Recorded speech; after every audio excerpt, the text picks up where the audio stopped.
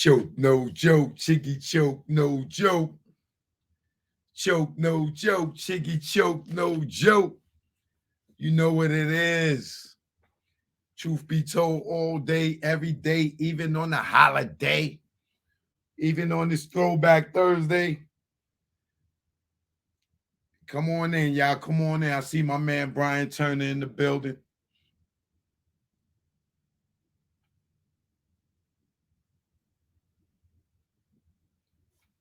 SM, don't get your fucking ass blocked early, bro. Do not get blocked early in the show talking about I'm a joke. You don't even know what's going on. Shut up. Sit back and watch the show before I block you. You want to enjoy it? Sit back and watch the show.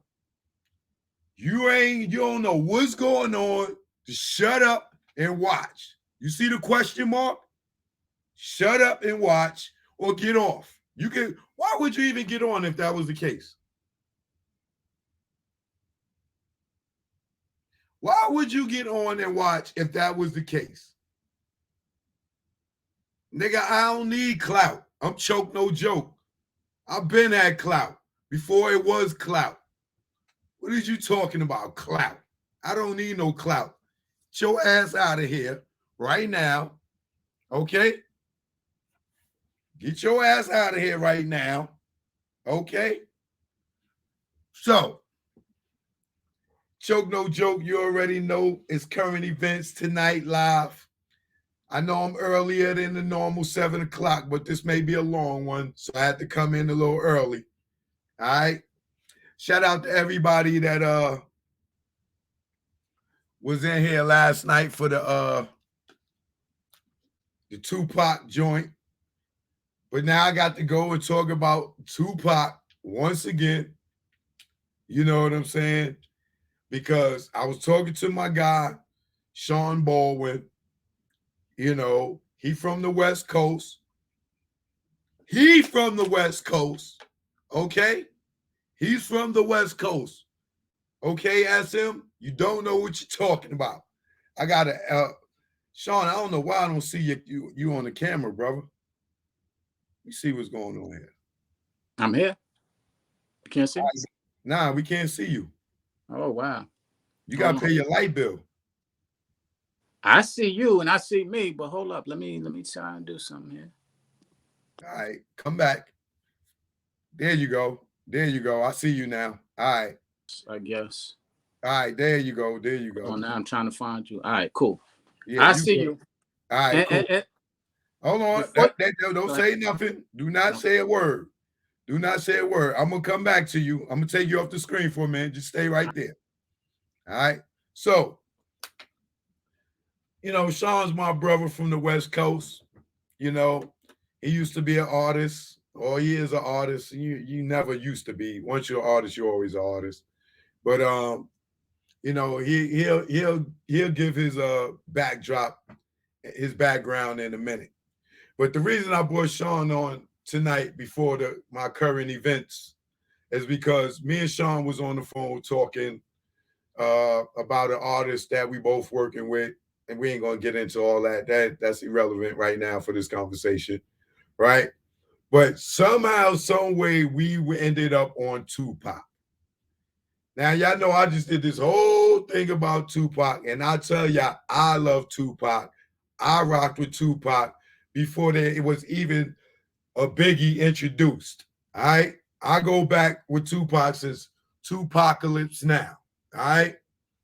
You know, Strictly for My Niggas, you know, Me Against the World, all this before Death Row, whatever, right? Now, this dude, he likes to move the goalposts a lot. So I already know he's gonna try some BS in the beginning. This is why I took him off the screen, because he was getting ready to try to soften the blow or switch it up, whatever. Y'all see the title. He said, and I wrote it down, so he cannot get on here and try to change it up. I wrote it down for y'all to see exactly what he said, right?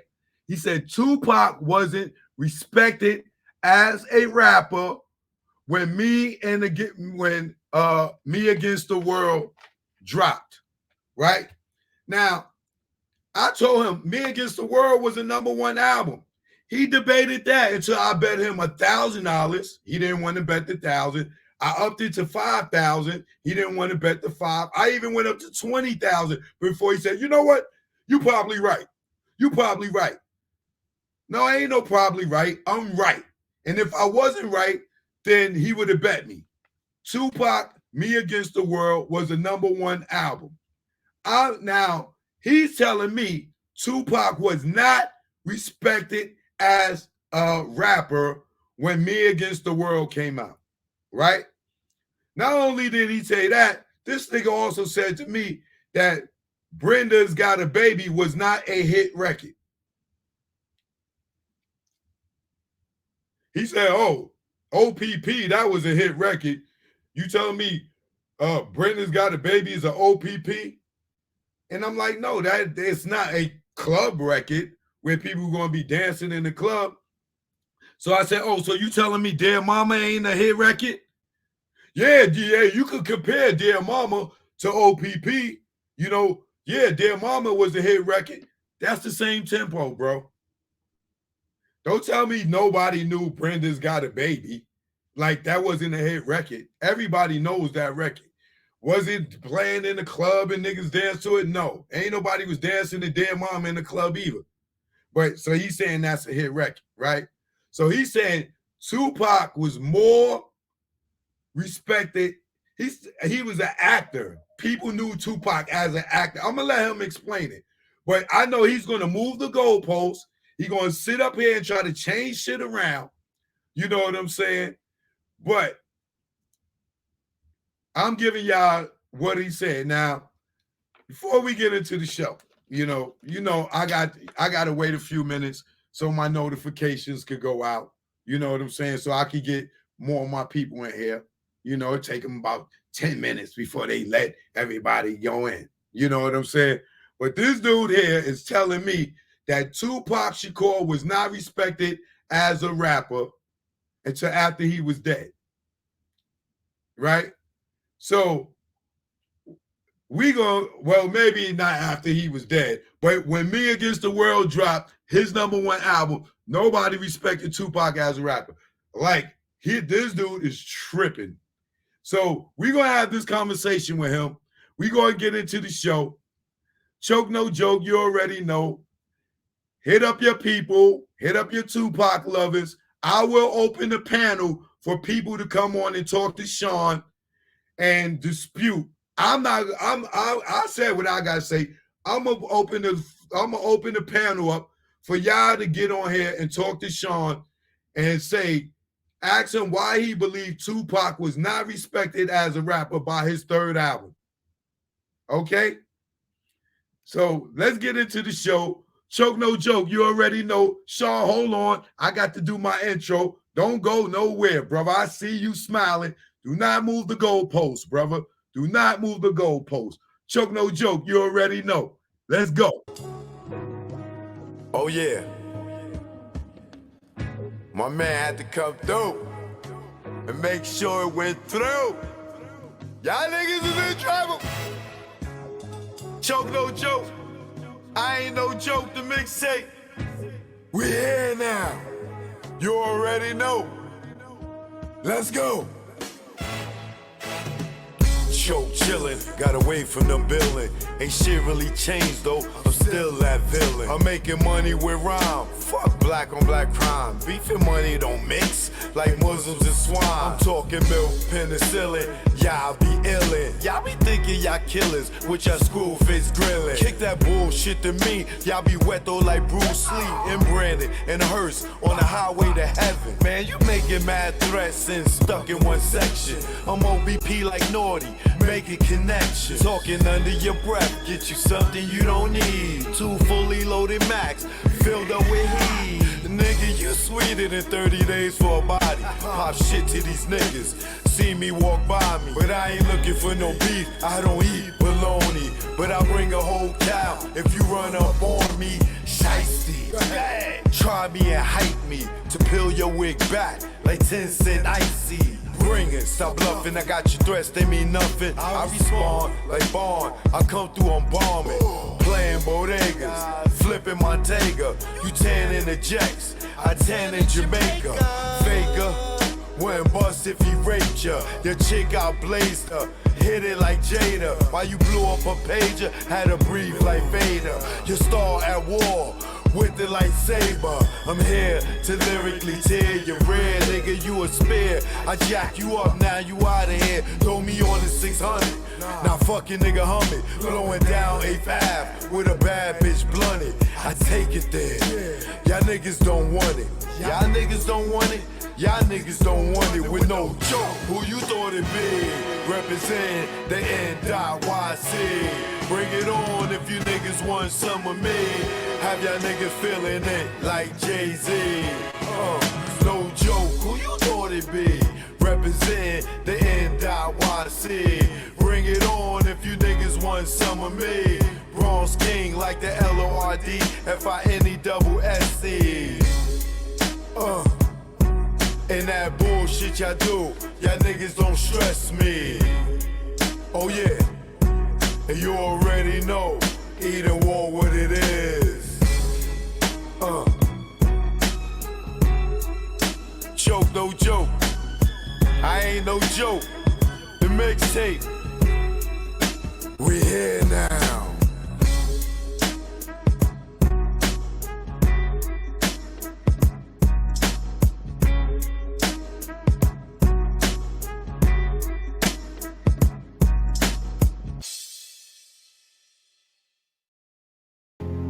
They counted me out, 'cause I didn't wanna get down. Niggas talking about God there. What God? What God are you talking about? Say his name.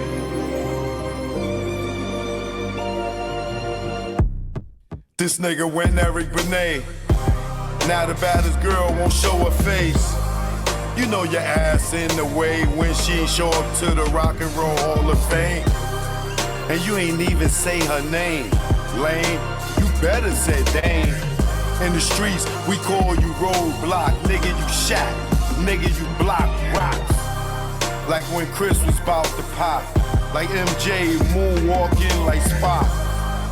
You abuse your power fast. You killed the thought that's black. Jay told me in no certain terms that, you know, no rapper can really afford to look bad in front of him. So it's almost like we gotta blackball him. Shout out to Jay-Z for seeing the big picture here. Yeah, and it was a hard pill to swallow. Tariq, you kill the weeds, not the seeds that grow the trees. And as long as you alive, Dame should have a milli. Fuck you mean bleed. Nigga, don't get me started. You know I'm retarded and lion-hearted. You flipped on your peeps for those peoples in them white sheets. Like you pro-black. We pass Neil and how you shit on cap. Did you kneel or would you stand? Would I what? Did you kneel or would you stand? Okay, I think we passed kneeling. Nigga, you got the check. The pros went back, and that's no cap.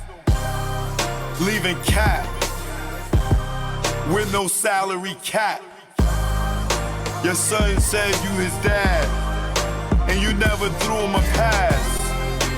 Watching his siblings in the stands, say lips, say no, say hands. You say the kid is not your son, they call you Hov, it must be immaculate conception. Immaculate conception.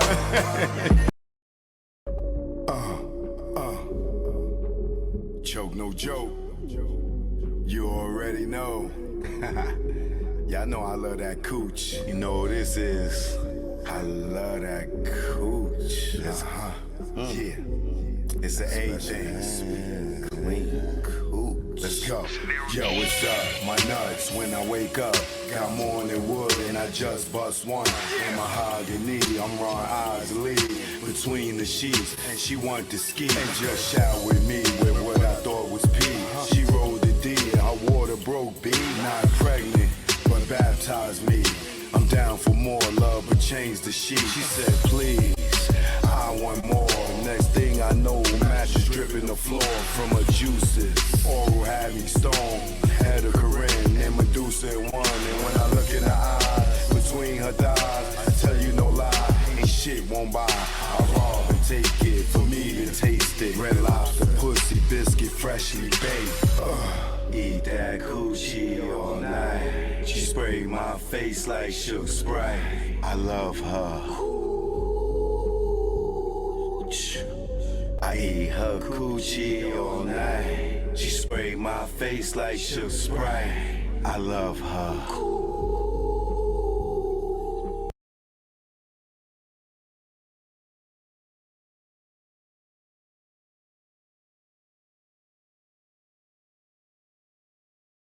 Choke, no joke. All right, I'm here. Let's go. Let's go. Now, let me bring on my brother, Sean Baldwin. Can we get a drum roll? Because he about to... I watch this nigga move the goalpost or say that he ain't say that, and I'm going to hang up on his ass. As soon as he say that, I swear to God, if this nigga get on here and try to change it up, oh, buddy. Oh, buddy. Here we go, y'all. Welcome to the show, Sean B. What's good? What up? What up? What up? What up? Man. All right, introduce yourself to the people. All right, my name is Sean Bolden, Sean B, however you know me. Yeah, I live on the West Coast. I'm from East New York, Brooklyn. I live on the West Coast, and my career has been on the West Coast in the music industry. I've been in the music industry for about 35 years and counting. And so you know, this is some of the stuff back there, some of the stuff we're talking about. But the point being is, and I was with a group 783. So tell us about 783 real quick. Tell us about 783. What year was that? Was all right. We was one of the first rap groups signed to a major label out here in LA. We were signed to Geffen Records. We put a lot of people on. My brother is the person who taught B-Real how to write songs, who taught Son Doobie how to write songs, who taught me how to write songs. He wrote Hand on a Pump for Cypress Hills. He influenced a lot of stuff in the music industry in that Cypress movement. You know, their whole first album, I would attest that his influence was definitely part of it. So that la la la la la la la la that Meth did and all that, that was my brother who did that, and he was the founding member of 783. 783 also had a DJ. Our second DJ was Muggs. Muggs was our second DJ, so we put Muggs on as well, which launched that whole Cypress movement. So that's kind of what 783 is about. 7A is the apartment number that I was raised in, that we was raised in. My brother, my mother, and I lived in that apartment, 7A and Linden houses in East New York. 3 people lived in the apartment, 783. So that's 783. I see you got the shirt on, you got the plaques in the back. Man, it's not going to help your credibility tonight, nigga. I don't need help on the credibility. Okay, now. Did I say the right thing in the beginning? Oh, let me get my paper. Did you or did you not say Tupac wasn't respected as a rapper by the time Me Against the World was released? His number one album. I will say this. That that was a yes or no question, brother. Did I say that? What I said, sure, was that Tupac was not respected. Now, the number one album, I didn't argue. And no. There go the goalpost moving. Did you or did you? This is why I brought you on here, brother. This is why I brought you on. Okay. I said Tupac was respected as a rapper when Me Against the World dropped. Way before that, you said he was not. Yes or no? Okay. I'll stand on what you said. That's fine. We'll go there. Yes, we'll go there. Now, no, bro, because you trying to make it. You trying to make me look like I'm making up something. Did you? This is why you here, brother. This is why you. I said I stand on it already. I said I stand on it. But see, this is my problem, Choke, with you. You got a lot of stuff I said, and you put it together the way you wanted it. No. Because what I said. Did you not say Tupac at the time when Me Against the World dropped? People did not, some people, however many people you want to say, did not respect him as a rapper. Yes or no, bro? I said I'll stand on that. I'll stand on that. No problem. But what I'm saying is, I stand on it is not a yes or a no. Cho, you want me? Yes, I say yes, so that we can move forward. Because what I want you to hear is that you took a lot of the information that you said when you was introducing it and you put it together. You said, I said, and this is what I said, that when that Brenda's Has a Baby was not a hit. That's what I said. That wasn't on, but Me Against the World. Now, in fairness, I thought it was. And that's why I said I thought it was. It was actually on Tupacalypse, correct? You must have looked that up because everybody know that Brenda Got a Baby wasn't on Me Against the World. Well. The point you on the West Coast? The point is, again, I wasn't a big fan of Tupac when he was Tupacalypse. I wasn't a big fan. I'm not sitting there, but I was in the music industry as an artist, so I was aware of him. Was he respected? Have you ever heard of When My Homies Call? Yeah. That's Tupacalypse now. I wasn't. Once again, did you hear what I said? I said I wasn't a fan of Tupac, like a lot of people wasn't a fan of Tupac during Tupacalypse. Now, I did like Brenda Got a Baby. I did like that song. Was it a huge song, a hit? No, it wasn't. It wasn't OPP, which came out that same year. It was not.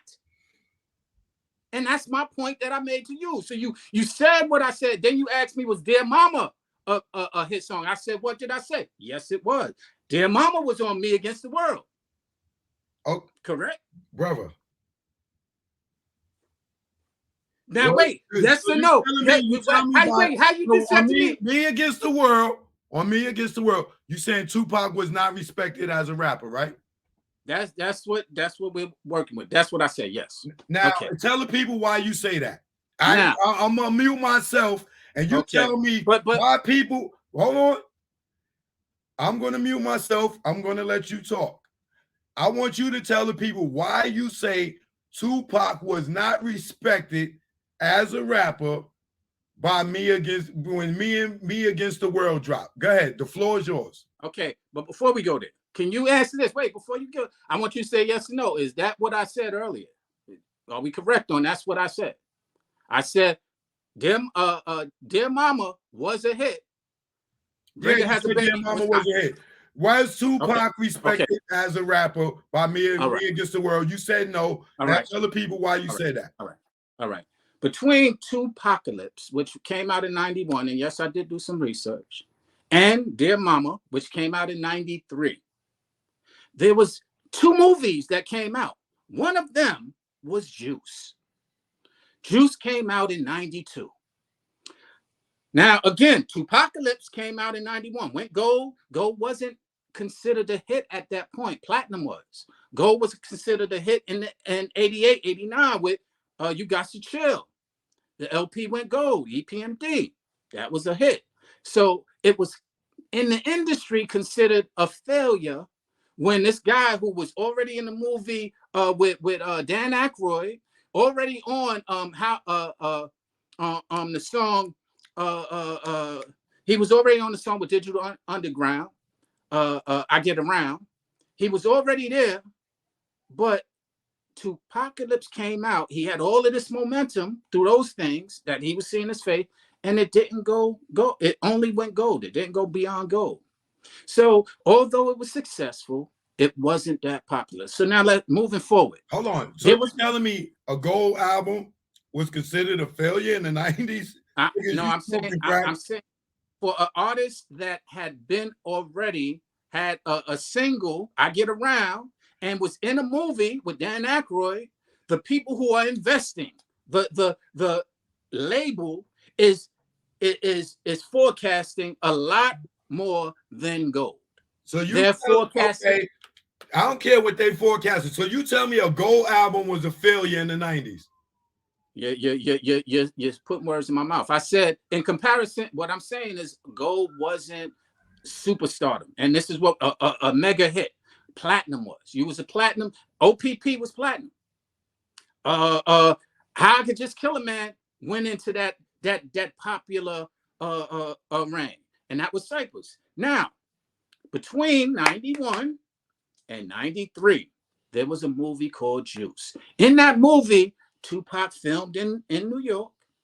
That's where he started getting embraced by his fellow artists. He went on tour with Tretch and them and Cypress. They respected him as a person, but he didn't have the accolades to the world as an MC that was respected.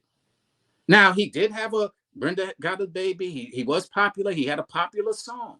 I'm not disputing that. His song was very popular. It went gold. You know, I'm not offsetting that.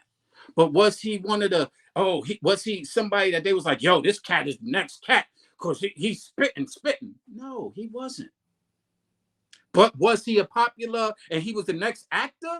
Absolutely. He was in Juice. Poetic Justice also came out in 93, the same time Me Against the World came out. And so he wasn't respected as the MC that he later became and was respected as. So the point of view that I'm taking, yeah, people was hanging out with him. They just saw Juice. He was there. He was letting them on set. He was hanging out, smoking blunts with them, all of that good stuff. He went on tour with them. He was a good artist, but was he respected as an MC? It's kind of like I gave you the example of Kanye West when he first came out. He was not respected as an MC. He was respected as a producer. He was respected highly as a producer. He was like, yo, you want a hit? Go to Kanye and get a hit. But as an MC, even though some MCs did respect him, like some MCs did respect Tupac. I'm not saying MCs didn't. I'm talking audience now. Audience didn't respect him that way. They did enjoy. He went gold. So obviously people did enjoy him. But he also, that was on the heel of a lot of other things that added up to that. That's why, again, I'm going from the business standpoint now. I'm investing. Jimmy is investing. His goal is everybody's going platinum now. They're not going gold anymore. So when you sign an artist like Pop, you're giving them a budget anticipating platinum. So you gave him that budget, let's say $500,000, $1 million. I don't know what he got. And once you get that budget, what's your expectation of for success to go into the red? Not popularity success, not the fan people success. I'm talking the business success. It's not gold. Similar to Michael Jackson, after 10 times going plat, his anticipation of his next album or his release is not 1 million albums. Dr. Dre, perfect example. Been There, Done That album, which is the Aftermath album, went platinum. You don't know this. Why don't you know this? Because The Chronic went quadruple, and a lot of his other stuff, All Eyes on Me, blah, blah, blah, blah, went a multi-platinum. So that platinum album that Dr. Dre came out with, Been There, Done That, was not a success. Can we stick with Tupac, please? Okay. But this is all part of it. Let me ask you a question. Go ahead. You said you heard of Brenda's Got a Baby, right? Yes. You ever heard of Trapped? Yes. You ever heard If My Homies Call? Yeah, those was all on the same album. Go ahead. Okay. So you know those records, right? Yeah. Okay. Let me ask you this. You ever heard of I Get Around? Yep. You ever heard of Keep Your Head Up? Yep. Holla If You Hear Me? Yep. Those are all the second albums. None of those are hit records? Second album, which is Strictly for My Niggas. Strictly for My Niggas. Okay. Again, second album. When did that come out, Show?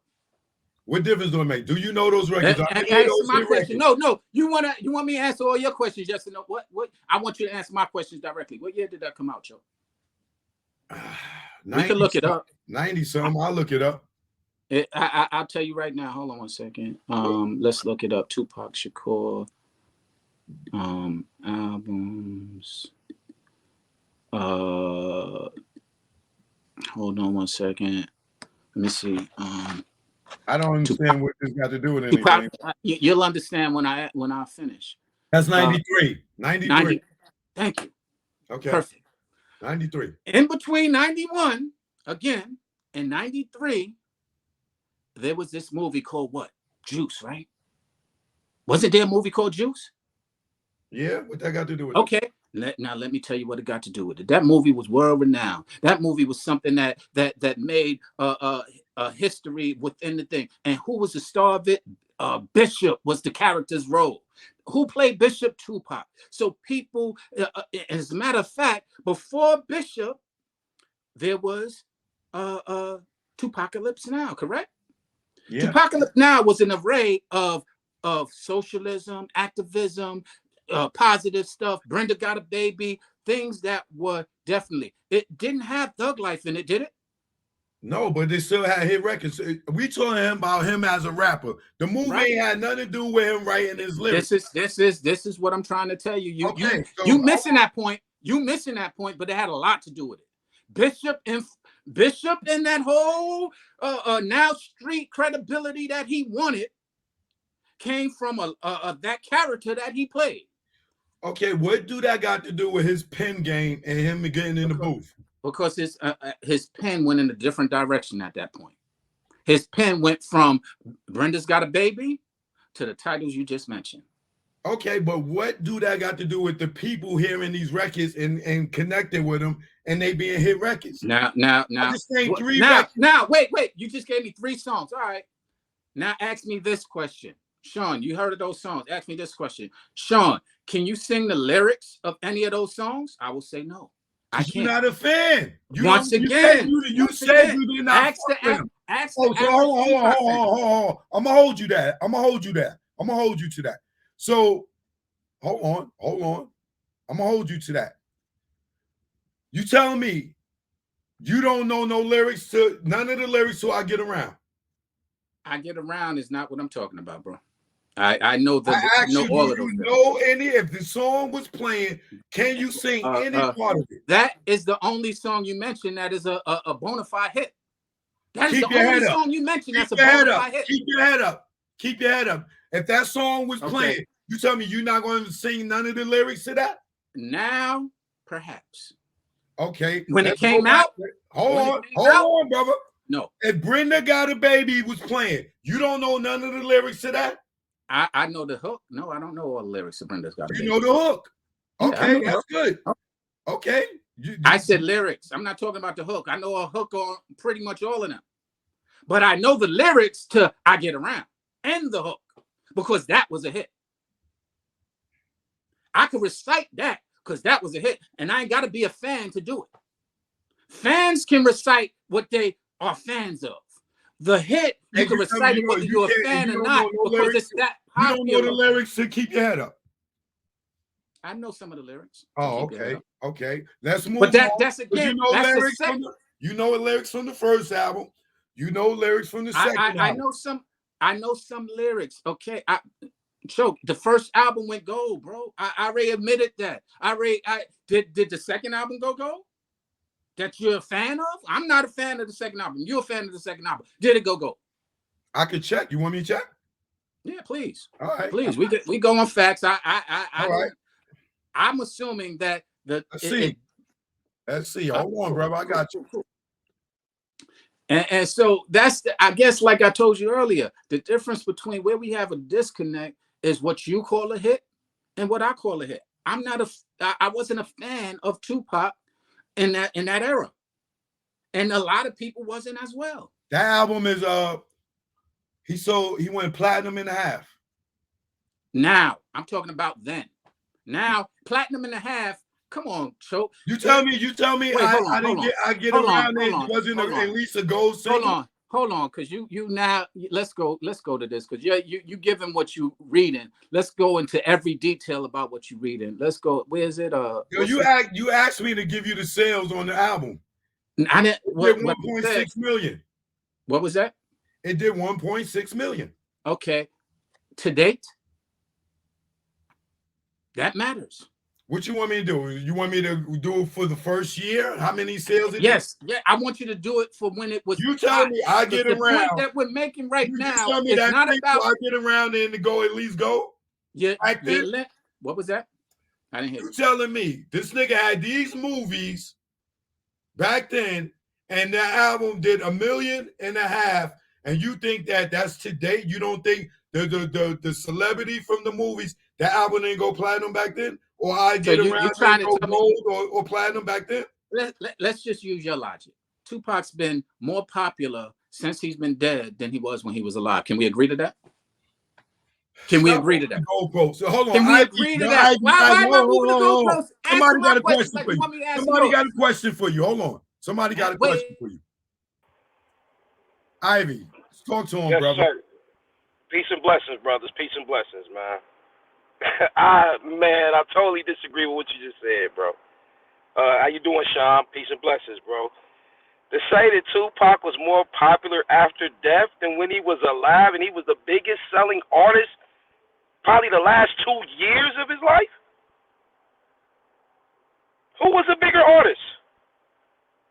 The bigger artist. I said he's bigger than he was. You're not saying that after he died, he didn't get more popular than that artist that was the hottest? I mean, Elvis. Wait. Let's. Elvis got more popular after he died, and he was superstar. He got more popular. So what are you talking about? He's now arguably one of the most iconic people in hip hop. Period. Tupac. His question to you was: Tupac be 2 years before he died? Was he one of the biggest artists? And I said, yes, he was. I answered that already. Did you not hear me? How do you get any bigger than being the biggest at the time you're alive? If you are the biggest artist in the time period you are alive, your statement's almost like a contradiction. Can I answer your question? How do you get bigger? Has people sold more albums when they were alive? Like when Tupac at the time, he was about 6 million, right? I'm looking at it, a plaque that I got from Tupac. He was about 6 million when he died. This is literally where he was at, 7 million. I also have a plaque right here of Eminem, right after. Nigga, nobody cares about the white boy. We not talking about the white boy. We not talking. Let me ask why you got a plaque? Why you jumping in? I'm giving facts. You got a Tupac plaque and you don't know nothing about facts. You need to ship that to me, bro. I'm giving facts. I'm giving facts. I ain't giving emotions. I'm giving facts. The facts is he was 7 million then, right? And that's when he was at his pinnacle. Eminem came out at his pinnacle and sold 16 million. So he sold more records than Tupac when he came out. Now, we could sit here and argue anything, but the fact is Eminem sold more after the fact. That's how you calculate after a person dies whether or not they sold. So my point, the point that you made, the white boy at is the time, not Tupac. He was the biggest the white boy artist. got a whole different audience, bro. Come on, don't bring the white boy into this, brother. Do not bring the white. The numbers. Okay. We're not comparing. We're not comparing. I'm only bringing that up because that's what's behind me. There are several albums since Pop, 67 million, that have achieved similar status. As a matter of fact, arguably, Hammer sold more than Tupac, 10 million. He sold 10 million. So what are we saying? Because was Hammer respected? No. Was he respected as an MC? No. But he sold more than Tupac when Tupac was alive. So what are we saying? So getting back to the point. No, answer my question now. I answered all your questions. So what are we saying now? You don't understand me now? Well, no, you're moving the goalposts, brother. Like I said, he asked a question. I answered the question. I ain't moved the goalposts. I answered the question with facts. Wait, not emotion. Tell us who was not respecting Tupac as an artist when Me Against the World came out and it was the #1 album. You said nobody respected him as a rapper. I didn't say nobody. All right, well, you didn't? You didn't respect him as a rapper? Did I respect him as a rapper? Yeah. Before All Eyes on Me? No, I didn't. And I was a rapper. No, I didn't. Wow. I respected him. I respected his success. He was a very good actor. But was he the rapper that I'm like, yo, that nigga is dope? No, he wasn't. Now, his achievements, was he a great songwriter? Absolutely. He became one of the best songwriters ever. But was he the like you gotta realize when I'm thinking of rapper, I'm thinking of somebody who's gonna hold the mic and be able to battle as well as write songs. He didn't battle? He didn't battle? Well, I didn't say what. First off, what battle y'all talking about that he battled? Hit 'em Up is not a battle. That's just a reaction song to something you got this. Okay, Hit 'em Up. I promoted that. That's not a battle. I'm talking about literally, let's get on stage and you go against me. That's a battle to me. You never see him and Biggie get on stage and rap with each other? That's not a battle, rapping with each other. You just said get on stage and rap. No, I did not. I said rap against each other, Choke. Stop moving my goalposts. So you telling me when they got on the stage together and they was rapping, they wasn't trying to be better than the other nigga? I'm telling you, it wasn't a battle. Better than other nigga, you always are trying to be, Choke. But battling is when you going at that nigga like, yo, fuck you, Biggie. If he would have did Hit 'em Up on that stage and Biggie would have did Who Shot You on that stage, that would have been a battle. What you talking about is going up there and rhyming with each other. I've done it plenty of times. I can rhyme with somebody, and I'm still gonna try to be the best, but I'm not battling them. The only rappers I know that get on stage and actually face-to-face battle rap are battle rappers. Mainstream artists don't battle on stage with each other. I don't know a mainstream artist that's ever had a on-stage battle. Name one. LL. With who? With who and where? Well, let's just first off, you're right. On stage is what you're signifying. But LL battled people. He went at them. So he didn't go at Big and hit him up and the whole Bad Boy record label staff and a motherfucking crew? Absolutely. What about Against All Odds? What about Against All Odds? That's not battle. Wait. That's not Mobb Deep and all them Jay-Z. Let me get back to my man's point. You asked a question and you're laughing. Let me tell you this about the question you just said. First of all, before there was mainstream, hip hop was battling. That's what era I come from. It wasn't no mainstream yet. So all of that, what you're talking about, yes, people battled regularly. Now, what happened is as it got more popular, we didn't have the opportunity to actually do it face to face. So it became on records. LL was on the East Coast. A lot of his people was in other places. With him and Kumo D, they never got on stage together, but they were battling. I don't remember them getting on stage. Maybe they did. But the point being, you don't have to be on stage to battle. But to your point, I'll grant you that when he went at Biggie after that rhyme, when they was on stage together, he was battling him. I'll give you that. I ain't even gonna argue that point. Great, he battled Biggie. Was he a battle rapper? No. We never said he was a battle rapper. Okay. So you saying that you still stand on that he was not respected as a rapper? I said he was not respected as a rapper. He became respected and at that point is when he started getting the recognition and the respect that he wanted. He didn't get it on Tupacalypse Now. He didn't get it on Strictly for My Niggas. He started getting it at the point that we're talking about. So yes, there was some people who respected him at that point. And yes, yes, he started getting that popularity. And after that, he was respected. Yes. But okay, let's say that's true, Sean. Let's say that's true, Sean. And didn't that happen for a lot of rappers? Wasn't that the same? Did Jay-Z get the respect that he got later on down the line of Reasonable Doubt? Well, first off, to answer your question, no. And it lends to my point. It lends to my point. I didn't say that you get respect out the box. Some rappers do, some rappers don't. I didn't say everybody who's super successful got it on their first album. That's actually my point.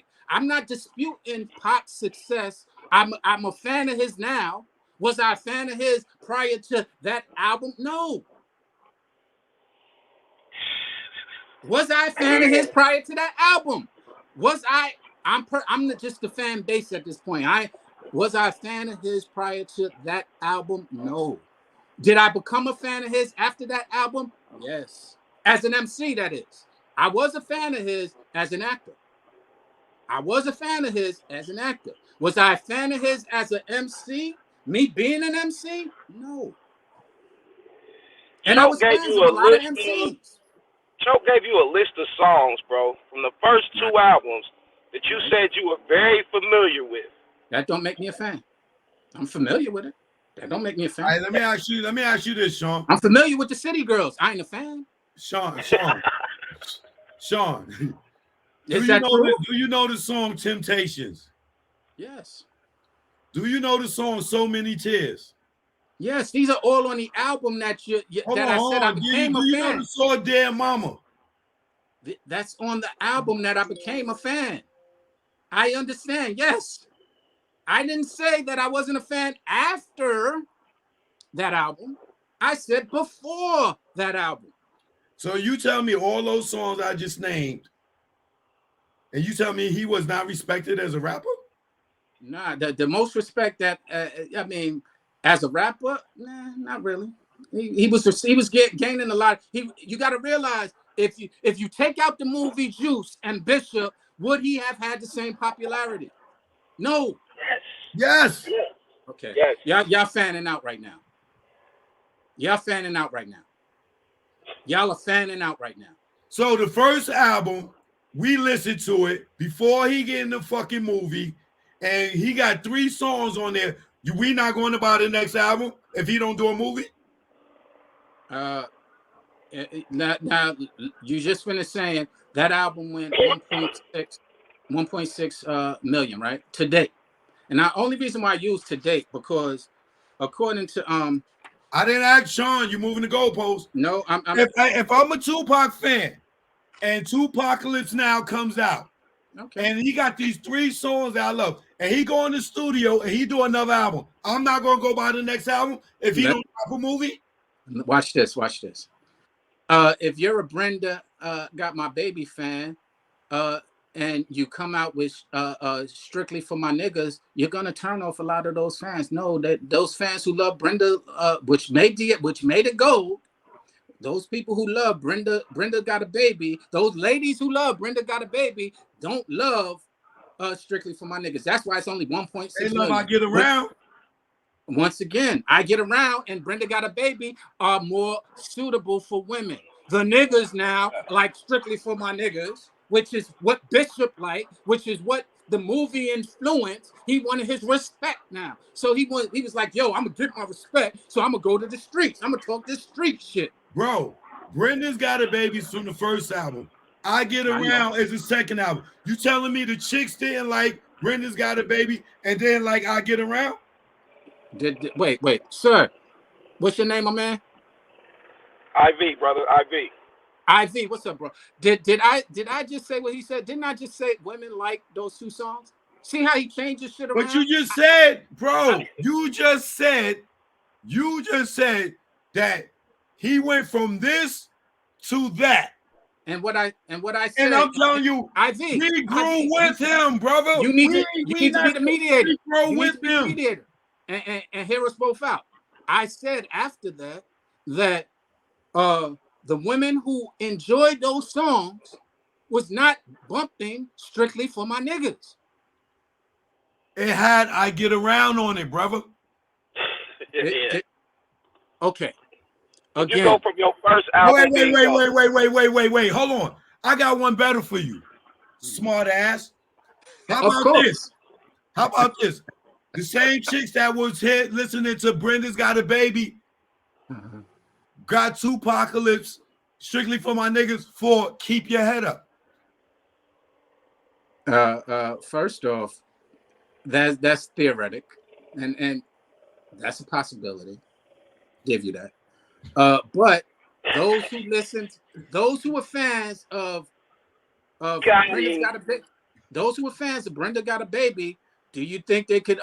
Do you think they can sing all of the lyrics to Keep Your Head Up? Or do you Yes. think the niggas? Because Yes. the niggas. Yes. Okay. Well, okay. You know what? That's not even. You my... want me to get a girl to come on here right now and sing that shit? Because I bet Well, you at least one well, the female whole thing in is- my chat right now that know Brenda's Got It Baby and Keep Your Head Up. They go along the same guidelines. It's the same shit, bro. Exactly. The same thing as a fan. I'm talking from the state of the point that I'm not a fan. At that point, you're a fan. You're fanning out. I get it. Anybody who can. Now you moving the goalposts from the women. You said the women that listen to Brenda's Got a Baby is not getting strictly from my niggas. When he got I Get Around and Keep Your Head Up on there, 2 female songs. They're not gonna buy it. Let's see back in that time when you had to get the CD. I didn't say that, Cho. As a matter of fact, it's opposite of what I'm saying, Cho. What I'm saying is the fact that you get somebody who only know Brenda Got a Baby, who only knows I Get Around, which were the 2 most popular songs. And you tell me women wasn't buying hardcore niggas shit? What was that? You tell me women wasn't buying hardcore gangster niggas. Are you listening to what I'm saying? I said get a woman who only knows Brenda's Got a Baby, who knows that word for word, who knows I Get Around his verse word for word, and ask them to sing, because I can say those verses. Ask them to sing what was it? Keep Your Head Up. Keep Your Head Up. Ask them to sing all of the lyrics to Keep Your Head Up, not just the hook. And you tell me women don't notice the lyrics to Keep Your Head Up, bro. I never said that. That's what you're saying. I said, yeah, there are women fans. So are you telling me the fans that like Brenda's Got a Baby don't know Keep Your Head Up? No, I'm saying the people who know Brenda's Got a Baby, who were not fans at the time, but they knew that song. And this is where we get confused, because as a fan, no, when you get confused, don't talk about us, nigga. Talk about yourself. Okay, this is where we get confused. Like I said, because when you're a fan, you know all the songs, but you don't need to be a fan to know a song. You don't need to be a fan to know the lyrics to Brenda's Got a Baby. I don't need to be a fan to know the lyrics of every song that's hot. I can name some people's songs that I know their songs, but I'm not a fan of. So anything on that album, I don't know. So singles, you know. The fans know the album. You just mentioned 3 singles. That's easy to know. Go into some of the songs that ain't singles, Joe. That's where a fan is. And they would know those lyrics too. But would the average person who only hears singles know it? No. Now you set up a goalpost from there. I'm sorry. Brenda's Got a Baby was a single. Keep Your Head Up was a single. Right. So you telling me these singles are released with music videos, and the same girls that like Keep Your Head Up, and then Brenda's Got a Baby. Brenda's Got a Baby. Then he drops the next album with this single Keep Your Head Up that's dedicated to women. They not fucking with that? I didn't say that. As a matter of fact, they're a fan of a song. They're not a fan of specifically the artist yet. Not some of them are, but you're looking at me like you can't be a fan of a song and not the artist. Do you not understand that concept? Give me an example of that concept. Give me an example of that. Okay. All right. Coolio. You Gangsta's Paradise. You know the song. Now go ahead and ask the average person how many songs they know outside of that song, who are fans of that song, love that song, but don't know nothing about the artist Coolio, which he had a tremendous an array of stuff that fans would know about. Crickets, I can't hear you. Crickets. Right, so what? You saying Gangsta Paradise? What about I know Coolio's song from the movie soundtrack. What's the name of it? Dangerous Minds. What's the name of that song? I'm not disputing that he has more than one song that you know about that was popular. I'm saying, are you a fan of all of his material because you are a fan of those songs? No, I'm a fan of him for those songs. Okay, I'm not disputing that, but we're talking about not now. Let me say this. I can't be a fan of a song and not the person that made it, bro. Technically, you're right. I'm not saying you can't be a fan of the person. Like I said, I'm a fan. I was a fan of Tupac's song "I Get Around." I was a fan of Tupac's song "Brenda's Got a Baby." Was I a fan? I was a fan of the movie. And this is in order. I was a fan of the movie Juice. I was a fan of the movie Poetic Justice, and I became a fan of Tupacalypse Now. All in that order. But can I say that? What about Above the Rim? Above the Rim came after. Yeah, I know, but you didn't enjoy Tupac in that. At that point, like I admitted, I respected him as a rapper at that point. Going forward from the album we're talking about, from that album, I started respecting him. You respected him as a rapper at what point? After Tupac, what was it? Brenda Got a Baby album. I'm not Brenda Got a Baby. I'm sorry. Dear Mama album. What album was that? That's Me Against the World. Me Against the World. That's when I started becoming a fan of his as an artist. But you just said nobody respected him as an artist on that album. I said, you keep on saying nobody. I didn't say nobody. You said you did not respect him as an artist. I'm somebody that didn't respect him. I'm sharing that with you publicly. I didn't respect him as an artist, as an MC, prior to that album. I did respect a couple of his songs. I did like a couple of his songs. You remember what we started off with? You said when Me Against the World dropped, people did not respect him as an artist. Now you're saying you didn't. I'm one of them people. I'm saying it very clearly. I did not respect him prior to that album as an MC. I'm one of them people. I ain't fanning out on Tupac. I am a fan of his, but I ain't fanning out on Tupac. Sorry. Wow. I gotta be fanning out to be a fan of his. No, but you said people did not respect him. When Me Against the World came out, I told you that album was #1. You debated that, right? Until I put up the money wager, you ain't want to bet, right?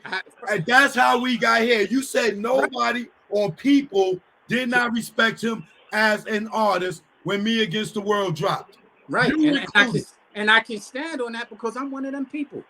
I wasn't fanning out on him. Okay, now what? You're saying I'm the only person who feel this way? So you know what comes after that is Machiavelli. I mean, all Eyes on Me. I worked them, absolutely. So All Eyes on Me is when you became a fan? No, I just did. Wait, IV, what did I just say? It's when you respected him as an artist? IV, what did I just say? Can you repeat what I just said? Because I was clear on it, but you ain't hear it. Say it again. Say it again. I said when that album came out is when I started respecting and became a fan of him as an MC. Which album? The Dear Mama album. But that's the one you told me that when we started this, you said people did not respect him on Me Against the World as an artist. Now you're saying you did. I said before you said it in your intro. You said this guy came on and said people didn't respect. Look, bro, I wrote it down with you on the phone. Read it. Me Against the World.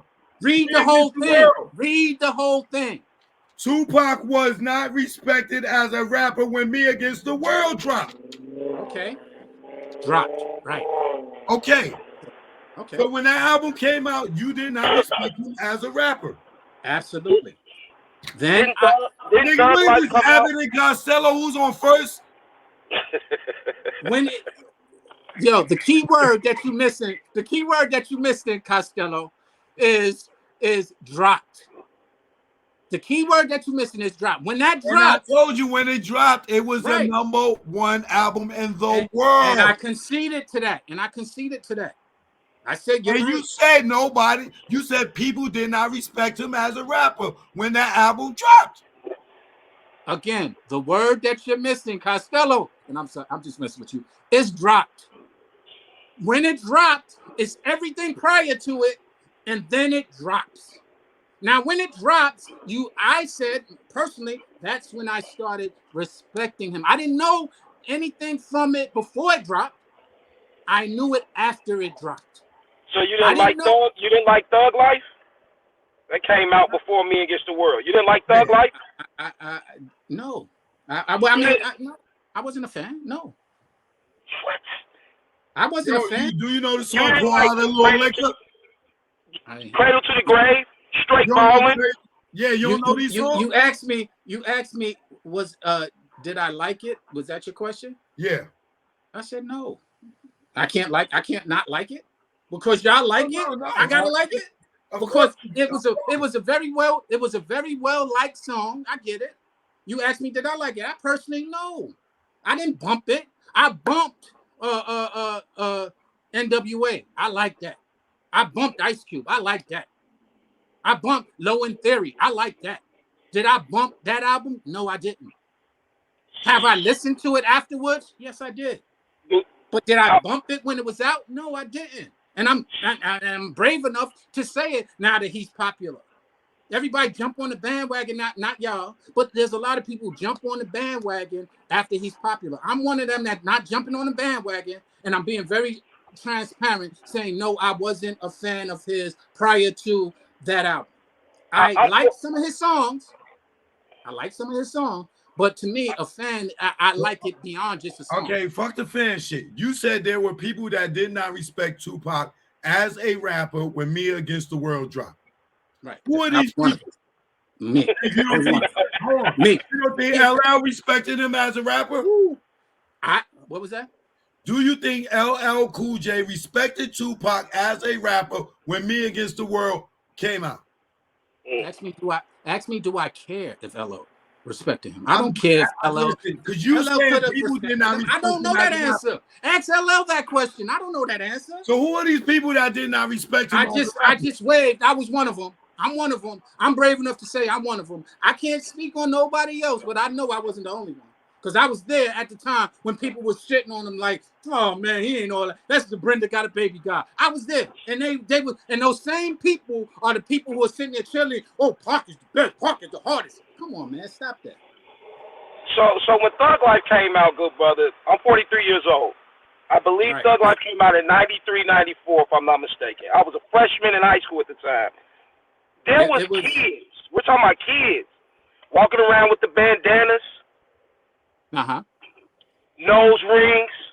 I can't think of a rapper who had more influence and who was doing bigger units at that time, bro. And this is all prior to Me Against the World.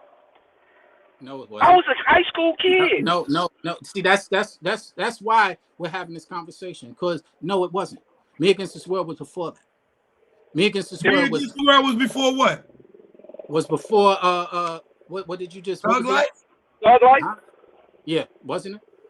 No. Bro, you don't know what you talking about, bro. All right. Now I don't know what I'm talking about. Smash those records behind you, brother. Why do I need to smash them? I worked them. I made more fans. I made more fans with those records than there was before those records. So you telling me now Thug Life came after Me Against the World? I'm not arguing. I wasn't working that stuff. I wasn't a fan, so I don't know that history. Y'all do. Y'all fans. I get it. I'm not even arguing. Fans. Yes, it is, because you know it. I'm admitting I don't know because I wasn't a fan. So you're correcting me, and I'll stand corrected. No problem. Why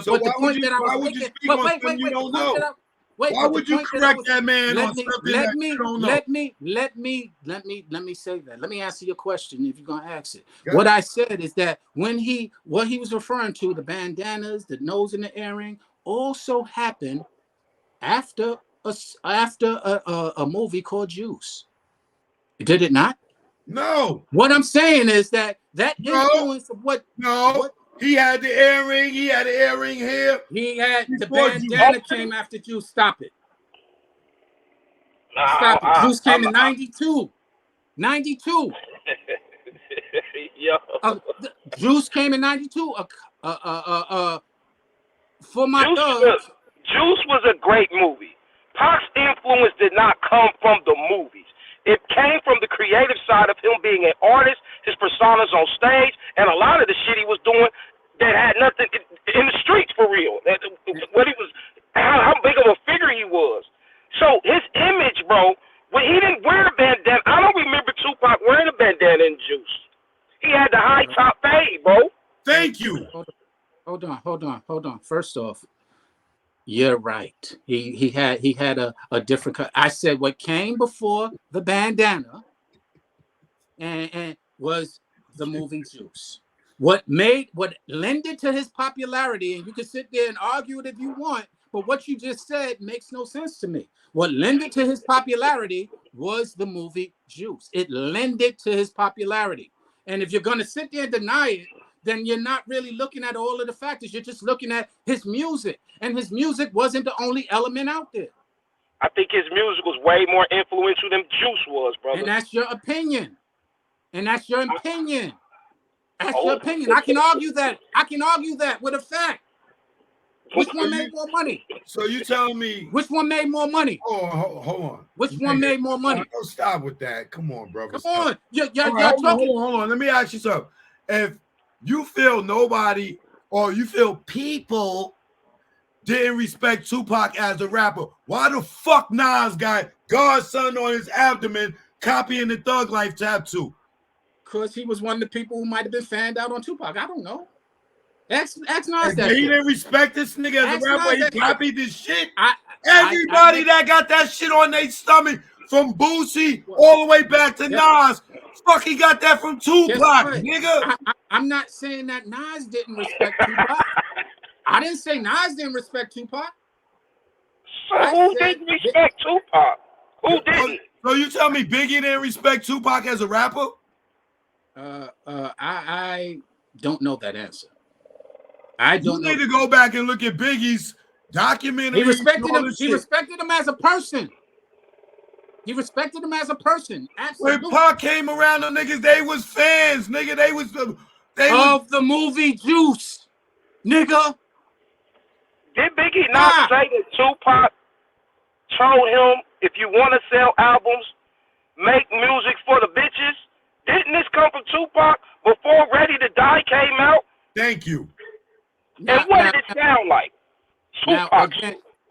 Again, at that point when Ready to Die came out, he had already had the movies now. He had Poetic Justice. He had Juice. He already went the route of trying to sell to the niggas with the album that we just said went 1.6 million only. The reason why he only. That's not a bad album. Platinum and a half is compared only to 7 million, and the millions that was a reasonable doubt sell when it first came out. 200,000. Right. Okay. And who was his target? Is only. And who was his target audience when Reasonable Doubt came out? Was it the bitches or the niggas? The bitches. Who was he trying to attract?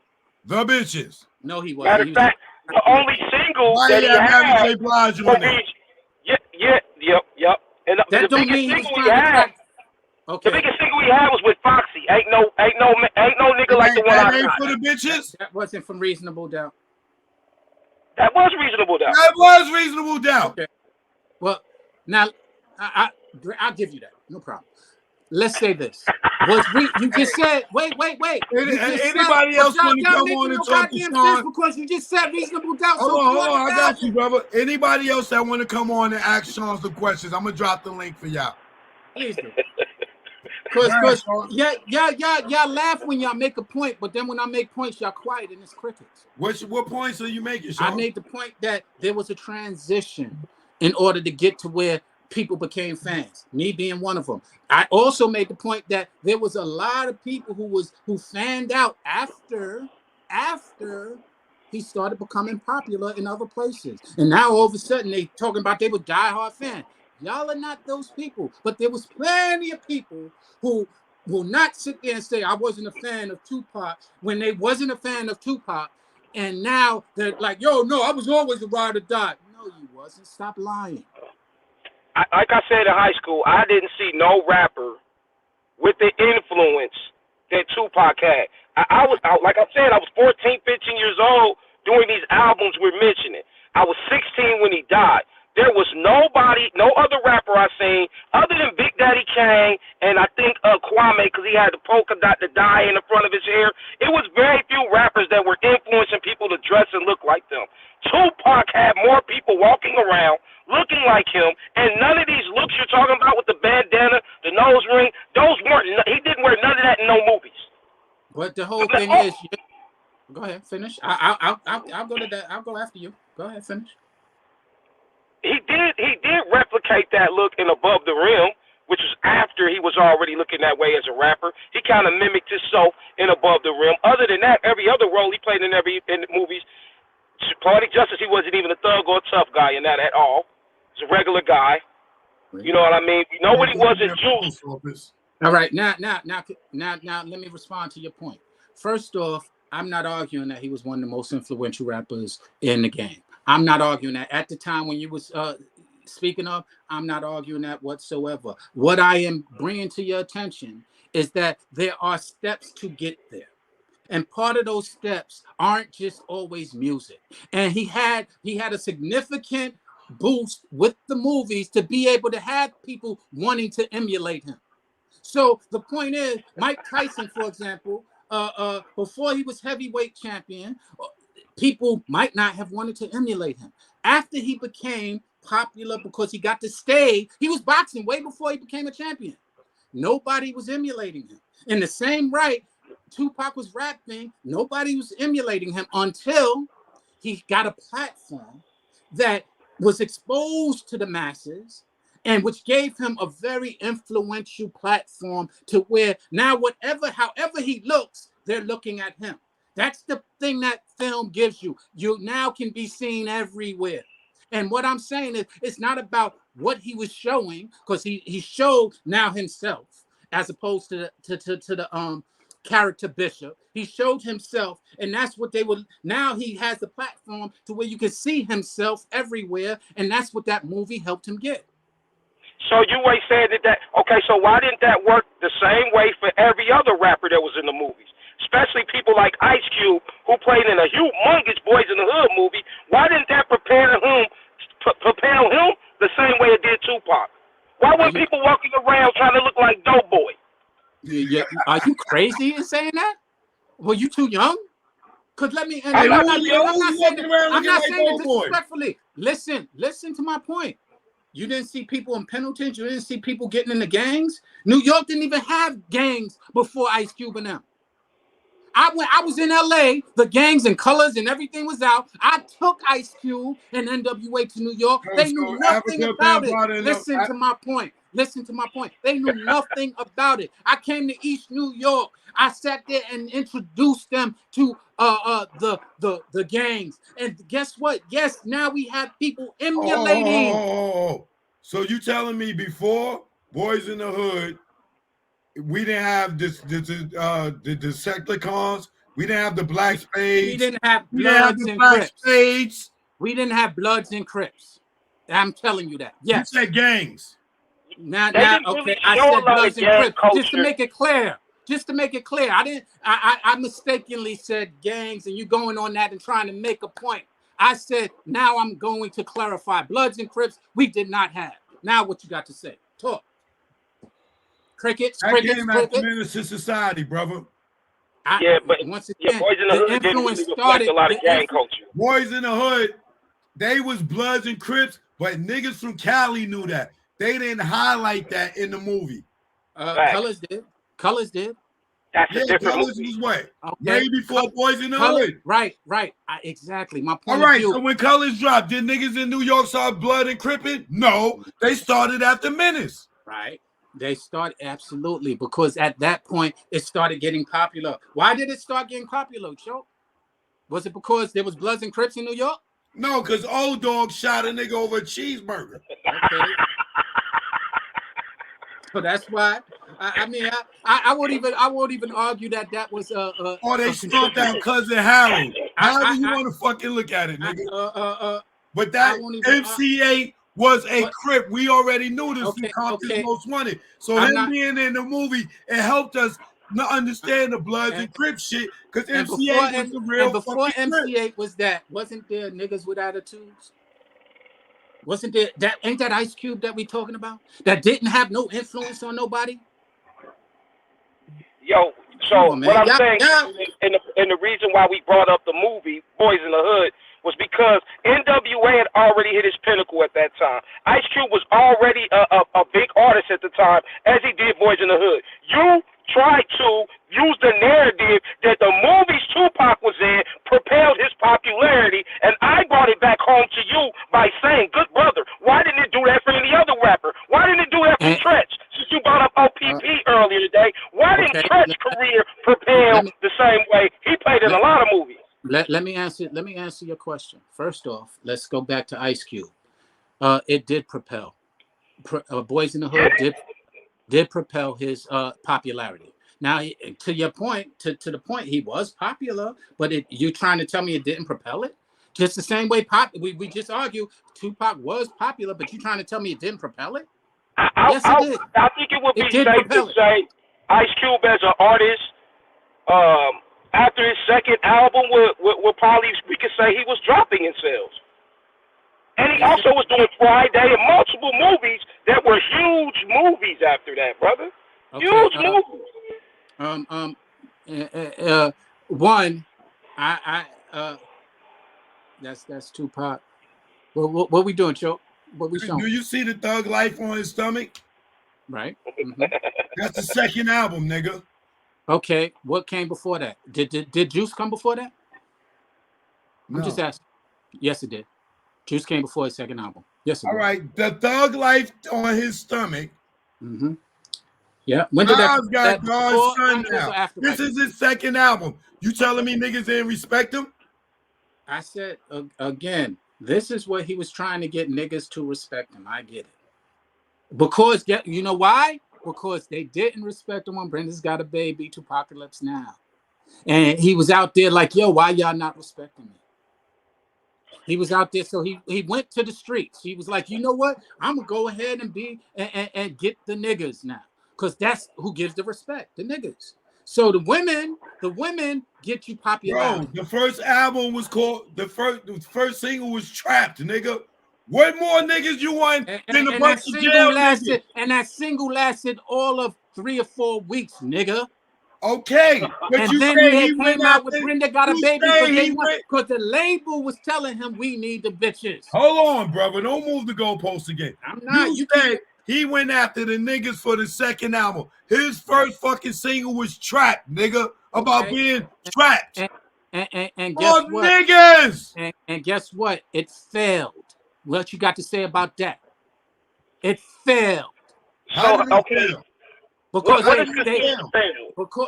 Because it didn't. He sold more than Jay-Z. You want me to answer the question, or you want me to answer the question? More than Jay-Z. Do you want me to answer the question? Yeah. Okay. How did it fail? Because when it came out, it did not connect with anyone. It connected with just the niggas, and the niggas wasn't buying it. What happened is... Oh. Do you forget Brenda's Got a Baby? Wait a second, brother. Show. First off, Trap came out September 25th, 1991. All right? Brenda's Got a Baby was released October 20th. 1 month, less than a month after Trap. You know why? Because Trap failed. So they needed to get something to get the return on their investment. They needed to get something to put something out there that might be able to get them some type of return on their investment. So they said, let's go after you know, straight off top, you getting 3 singles back then. The first one might not hit. The second one might not hit. Sometimes it's the third one that hit. Stop the bullshit, Sean. That's not true, Joe. That's not true, okay. Joe. So when did the album come out, Sean? The album came out... the album. Hold on, let me look it up. I don't know it off the top. I gotta look it up. But it came out in 91. It came out in 91. Okay, but the single out a month later sounds like a marketing strategy to me. You saying it failed, that may not be the case. I worked at labels, is why I'm saying it failed. I work at labels, and if it hit, like for example, It released. It was released November. I'll give you was on released this album. November 12th, 1991, brother. I'll give you the difference between a label understanding November failure. I'll give you an example. Okay, September 12th. I'll give you an example of a label understanding something is failing and what we're talking about. So it came out, track came out September 25th, single. All right. Brenda Got a Baby, October 20th. Reason being, because it wasn't reacting. Now, February 25th, after 4 months later, they worked Brenda Got a Baby, and it's when this next single came out. The third single came out, which was If My Homies Call. That's when the third single came out. Because it didn't come out a month after Brenda's Got a Baby, because Brenda's Got a Baby had some traction. But did it get enough traction to make it a bona fide hit? No. That's why it still came out a little bit. If it was a bona fide hit, if my homies call would have came out a lot later. But the reason why it came out is because Brenda Got a Baby started losing traction. It got more traction now. They like, okay, cool, we got one. But they didn't get one. It became popular. But was it a bona fide hit? That was what we started the conversation with, Cho. And I said, no, it wasn't. Dear Mama, yes, it was. OPP at that time, bona fide hit. Same year. Same year. I remember seeing that video, the Brenda's Got a Baby, 1,000,000 times on BT, Video Soul, Donnie Simpson, Dr. Green Eye. Video Music Box. Come on, bullshit, Sean. Guess what? The bullshit. Come on, you stop the bull. Choke. IV, this ain't got nothing to do. Choke, this is directly to you. What you just said you saw, IV, is what we pay for at labels. Choke, am I not lying? That was paid for. But you know why it was paid for? Because they made a heavy investment into that artist. Brother, we had the box back then. Niggas will go pay and watch videos. Right. What the fuck are you talking about? The labels paid to go to put those videos on. They can't make us watch them. If you watching the box and you ain't paid, what are you watching? What people paid for? Stop. Bro, come on, come on, man. Let it go, come on, bro. Man. You know better than that. You know better than that, Choke. You know better than that. We paid to make people. We paid to get the rotation on video on the box. Sean, are you watching the comments right now? I don't need to watch the comments. The comments are looking crazy, bro. Bro, I could look crazy, but I'm only speaking facts. Yeah, there are fans of Tupac's, and I agree. You're not only speaking facts, that I was bro, not. You said a bunch of wrong shit. What did I say that was wrong? Dates. No, I did not. I said one date that was wrong. Other than that, I sat there and looked it up. What dates did I say that was other than one album? Because I admitted I am not a fan, and I didn't know when that album came out, and y'all want to ride on that? When I already admitted I'm not a fan. Y'all are. Y'all should know that. I should not. I don't know too many people who weren't. Nigga, all them flags behind now you have met one. Shit. Pleasure to meet you, IV. Now you have met one. Pleasure to meet you, sir. It's so, man. That's hilarious, man. You know, but again, I'm not taking away from anybody who was. I'm just speaking my truth and reality, and I wasn't the only one, because I remember people who was sitting there having these conversations at the time. You got to realize I was working at a label at the time, so I was paying attention to all of this. So I wasn't a fan. I was actually looking for the business purposes on what worked and what didn't. Did you meet Tupac? Did y'all get in a fight or something? Yes, I met Tupac. No, we didn't that have nigga a fight. Took your lunch money, nigga. That nigga couldn't have took my lunch money. That don't believe that Bishop shit. That nigga wouldn't have never had done that shit. I'm from East New York. Remember that, Choke? You know better than IV. Well, ain't no lunch money being taken because Bishop is coming around. Come on, man. That's part of the reason why I wasn't a fan. I'm like, yo, this is Bishop. But I learned later that was his true compassion, and I respected that. But when initially, I'm like, yo, that nigga's just Bishop. Come on, man. Let me Stop ask you, playing. You're an actor. why would Nas copy this nigga if he didn't respect him? I don't care. I'm just I asking. don't know. Who copies the nigga they don't respect? Because I damn sure won't go get in the motherfucking dress because Young Thug wore a dress. So when did I ever say Nas didn't respect Tupac? When did I ever say people didn't respect Tupac? I said there were. That's how we got here. No, you just called him vicious, some people did not respect him as a rapper by his third album. And I stand on that. I'm one of them people. Okay, Nas fucking went and copied his fucking style on his second album. Beautiful. So Nas bit his album, bit his style. Okay. So I didn't how do you respect bite biters. somebody shit you don't respect? I didn't respect How do you biters. emulate somebody you don't respect? Biters. So if that's the case, I'm losing respect for Nas right now. You should. I don't respect biters. So if that's the So case, if Nas is looked at as one of the greatest lyricists, and he emulated Tupac's, you telling me Tupac wasn't on his radar and he did not respect him as an artist? Did I wait? IV, did I ever say that? I said I never said Nas didn't respect him. I said people didn't. I was one of them people. I didn't say that also lends to the point that people did respect him. And I acknowledge that. What y'all don't acknowledge is that people didn't. I acknowledge that people did. And it was more popular people that did than probably didn't. I would even give you that. But you sitting there telling me because you respected him that everybody did. And that's not true. I don't agree that the majority of people did not respect Tupac as an artist. Moving the goalposts. You're moving the goalposts. I didn't say majority. I never said that. That's you moving the goalposts. I never said that. As a matter of fact, if you listen to what I just said, I said if you listen to what I just said, I actually said the majority probably does. I'll give you that. You wasn't listening. You so stuck on your point. Okay, so I gave you that, and then you repeated what I gave you and tried to use it against me. Do you think Interscope respected him as an artist? When they signed him, absolutely. They signed him, huh?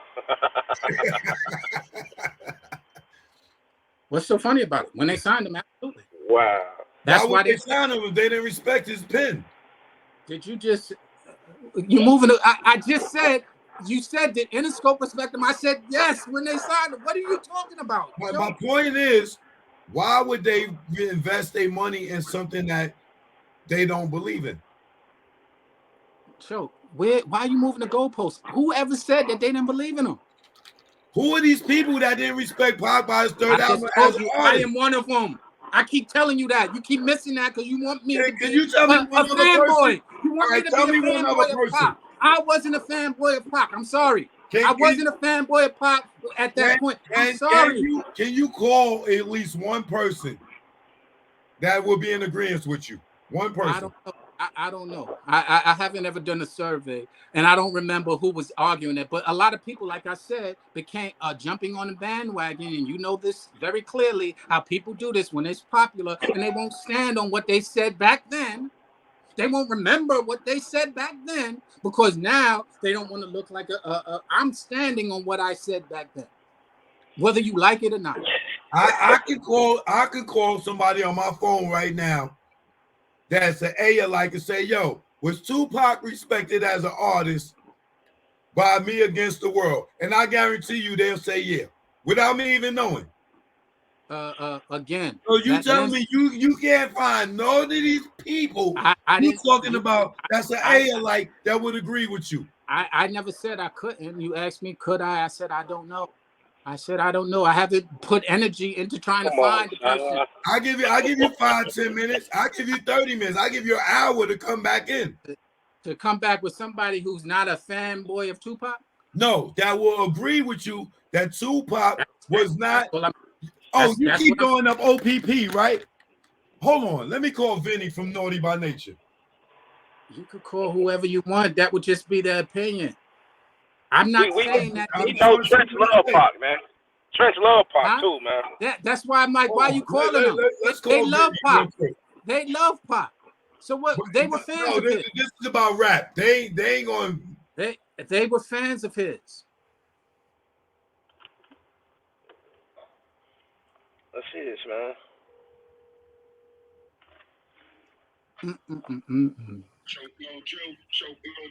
Yo, Vin, I'm live right now, so let me let you know so that people can hear you. All right. Now I got this dude named Sean Baldwin that was in the group 783, right? He's telling me right now, the people can hear you. He's telling me right now, by the time Tupac dropped Me Against the World, that it was people out here that did not respect him as an artist. Do you agree or disagree with that? Me Against the World. It's just Me Against the World. I don't know. I feel Pac always been respected. You know what I mean? Since Brenda had a baby and all that shit. Thank you. So my point of view is that there were people, and I said this, Vinny, that there were people who did respect him, and I didn't dispute that. What I said is that there was also people that did not respect him as an MC. There was people who respected him because he was an actor. There was people who did respect him as an MC. But there were certain people that didn't. I was there as well, who was like, yo, that's Bishop. And they did not respect him as an MC until that album came out, when that respect started to grow. Now, I'm not saying nobody did, but I'm saying there were people who didn't. Would you agree with that, Vinny? You know what? Well, for me, I've always been a passive listener for music. You know what I'm saying? So, shit, I couldn't tell you. I just know that the brother put in a lot of work. Shit got hectic, and unfortunately, you know, his demise. But all of that other stuff, I don't know what to tell you. But I know the brother was loved, and it just got to the point where that East Coast West Coast beef broke out. Then of course there was static. You know what I mean? And I understand and respect that. And what I was saying, I didn't. So you saying Me Against the World dropped after the beef or during the beef? No. What he's saying is that people did not respect Pac as an artist until he did not. He's saying people, but he's saying people. Hold on, brother. He's saying people did not. Some people did not respect or look at Pac as an artist when Men Against the World came out, which is his third album. I'm in total disagreement with that. That's crazy, man. Shit, we with him since Brenda had a baby in his first album, Tupacalypse. Niggas was rocking with Pac ever since then. Like, and I ain't disputing that. That doesn't mean that there wasn't people who wasn't. I actually, you actually are lending to my point, because you being able to rock with him because you knew him personally and you liked his stuff and all of that good stuff lent to him getting some of the respect that people did not have. No, nigga. Hold on, Vinny. Did you, before you met Pac, did you respect him as an artist? Before I met him, well, see, here's the thing about Pac. We knew Pac when he was doing that first album, Tupacalypse. And when Latifah and them took Tretch on tour with her and Digital Underground, and he linked up with Pac, I didn't really know him like that until he did the Juice movie. And Tretch had a cameo in the Juice movie. Me and Tretch used to go over to him in his trailer, and that's when he was doing all the Tupacalypse.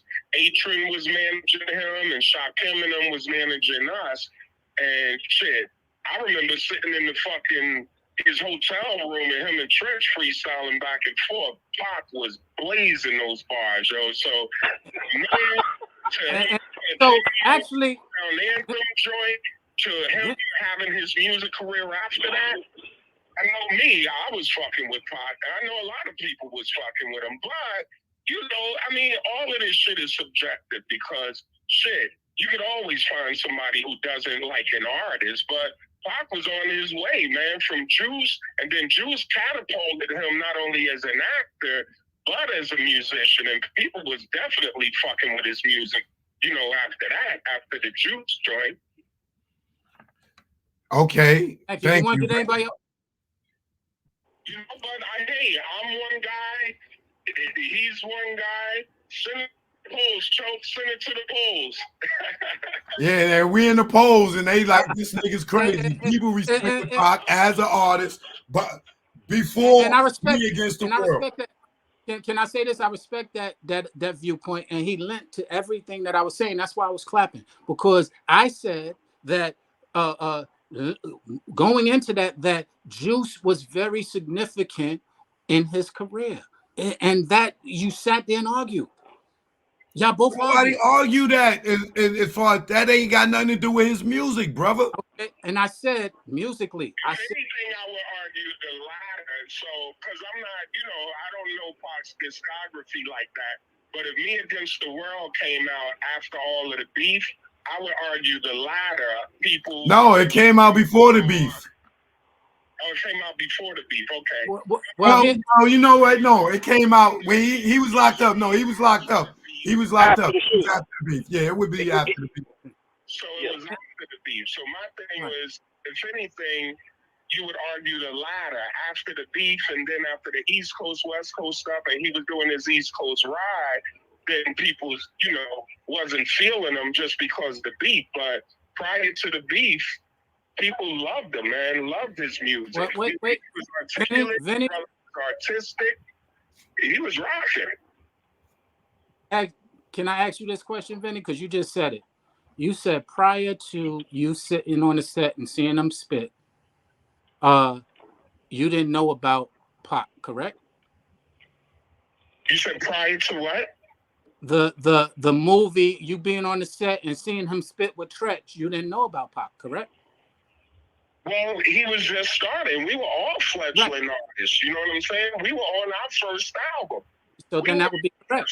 So then he had that first. I remember him having that Tupacalypse album, and Atron was managing him, and he was just coming off of I Get Around because that was Digital Underground shit. And that's I Get Around, and even the verse he spit on that was breaking him through. Pac was breaking through as a rapper, just fucking with Digital Underground. You know what I'm saying? Now, Vinny, hear my point out, because you didn't hear it earlier. And I'm not disputing anything that you just said. As a matter of fact, you're lending to what I said. I said that when his first album came out, and this is after I Get Around, I said I Get Around was definitely a song that people like. I said Brenda's Got a Baby was definitely. Pac dropped it on Same Song. He was killing it on that lends to. You're right. You're absolutely right. You forgot about that too, huh? Didn't you, Sean? Same song. Same song came with the movie that he was in. Checking for Pac when he dropped that, and that was even before really getting into his music. Thank you. But Vinny, he was what for Digital Underground, and they dropped his shit.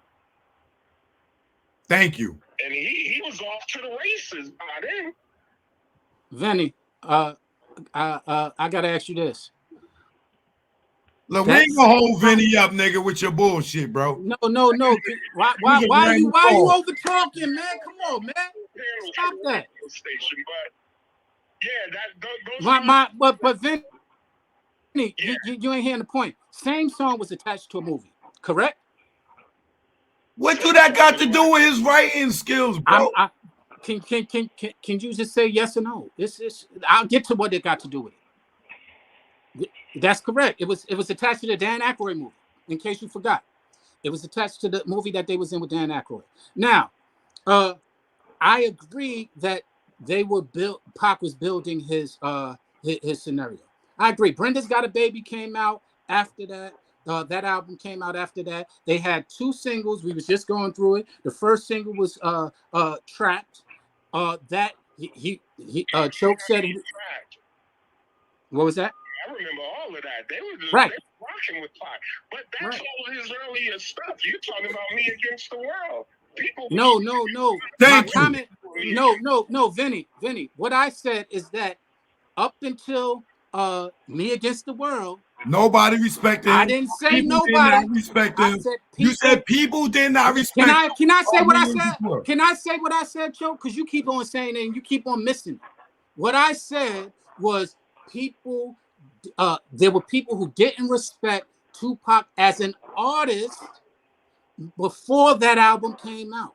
Now that they respected him as an actor, they respected his popularity was growing. They respected some verses on his, but they did not entirely respect him as an artist, is what I said. Now I said after that album, Hold on. You said what you said. Let Vinnie respond. Myself included. Let Vinnie respond. You already said. But he's saying people. I mean, what is people? Is it 1 million people? Is it 100 people? Is it 1,000 people? We're saying the exact opposite. Motherfuckers is checking for Pac ever since he came out with Digital Underground, and then he did Tupacalypse, and then he was off to the races. So if you're saying that they didn't check him until Me Against the World, that's a falsehood, basically, because he was blazing them ever since Digital Underground. So I didn't say no. I will hit you back later, brother. Thank you very much. All right, cool. Love you, man.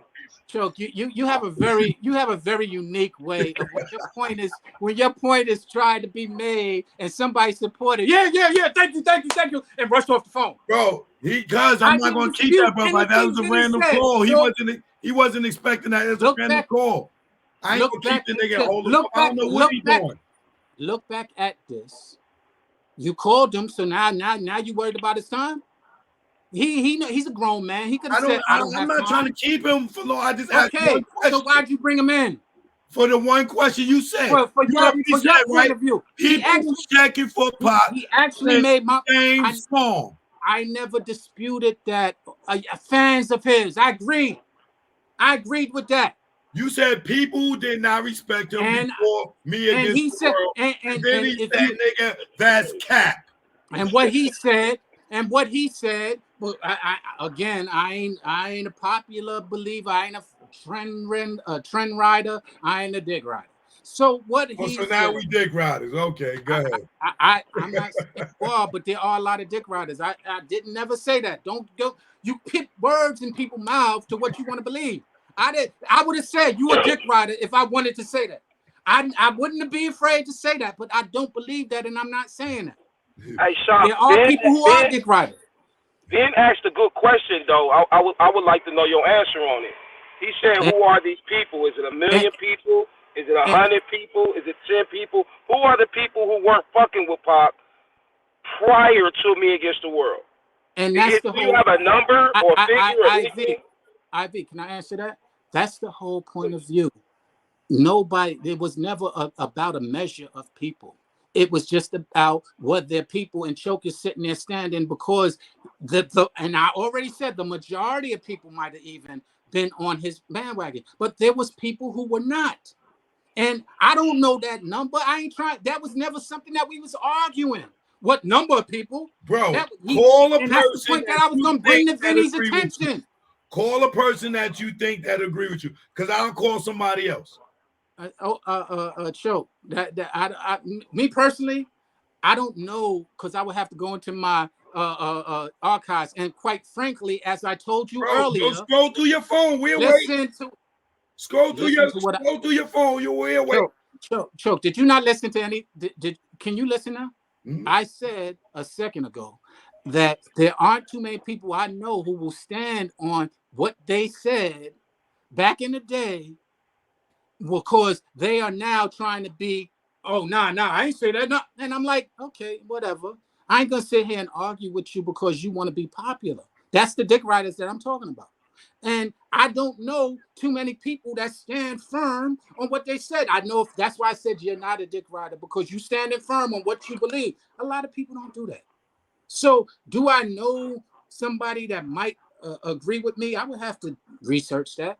I don't remember that. I know that back then, when I was in the midst of it, I was on the West Coast and the East Coast, listening to music, promoting music, being part of music, being an artist, prior to anybody you just mentioned, including Vinnie and Tretch. Prior to them, I was studying this stuff, and what I'm speaking on is the studies of what I was doing, not the emotions and feelings about who I liked or who I didn't like. So call Eminem. You got him behind you. Call Eminem and ask him. Eminem was probably Why would I do that? He was a fan of Pac. Who wasn't? Where these Again, people at? Okay. Well, can we? Is there anybody in here who's not a fan of Pac? Can we get? That's what I want to know. Now everybody's a fan of Pac. Now everybody in the world is a fan of Pac. No, it ain't about everybody being a fan of Pac. That's what you're implying. Respected Pac as an artist before Me Against the World. You tell me. Wait. Vinnie just said himself he didn't even really know him. What I heard from Vinnie is he started respecting him when Pac and Tretch went bar for bar. That's not something we were exposed to. Oh no, he brought up same song, something that me and Ivy forgot about. Again, he also brought up. We got another brother here for you. We got maybe this guy he'll agree with you. Let's see. Yo, hit the mute button. Hit the mute button, bro. Hell no. I'm in Baltimore. I'm in Baltimore City. Oh, no, man. Judas in the pasta. He clout chasing. Why is you up there, man, talking about somebody ain't respect Tupac? The world respected Tupac. What are you talking about, man? You crazy. Yeah. You crazy, man. I know. I'm very crazy. That's your opinion. You might have felt that way, but reality. That's my reality. I'm 43 years old. I've never seen somebody say they didn't respect Pac as an artist. Brother, you're 10 years younger than me. I get it. So I get what you're saying, and in the world, I'm part of that world, and I'm sitting here standing on that as part of that world. Just because it's unpopular doesn't make it true. If the world is, then I guess I was a fan of his when you was a teenager and I was a young adult. I was a fan of his, and I'm telling you, nah, I wasn't. I became a fan of his. Afterwards. We ain't talking about fan. We talking about respect him as an artist. Okay, I was an artist. Okay, I was an artist. Prior to him and the people we just spoke to, I was an artist. And so my trajectory might be crazy because I listened for different things. I didn't listen to everything that was popular. I didn't go on everything that was the most I didn't jump on bandwagons. I helped start trends. I didn't jump on trends. So I could be listening from a different ear. I'll get that. I'll give you that. And I could be crazy. I'll give you that. But to sit there and say the whole world, and I'm part of that world, I'm looking at you like you crazy. No, you hating. That's what you. I'm not hating. I said I'm a fan of his. I said I'm a fan of his. I'm being real. I'm not lying. I'm being real. I wasn't always a fan of his. You a fan of his. You saying that? I wasn't always a fan of his. Get out of here, I wasn't always a fan of his. I wasn't always a fan. Which one is it? You've been sounding like you got an issue with Pac the whole time that you're not saying, Sean. But the whole thing is, if you're listening, you're only listening to what you're against. I actually said no. I started becoming a fan after the album in question of his lyrics, of him as an MC, and I didn't get the chance to see him MC with Vinnie, like Vinnie just described.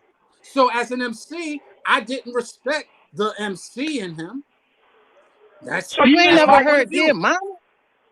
You ain't never heard Bring It Back to Basics. Wait. That was on the album where I started respecting him, bro. Dear Mama is the album at question when I started to respect his pen game. I liked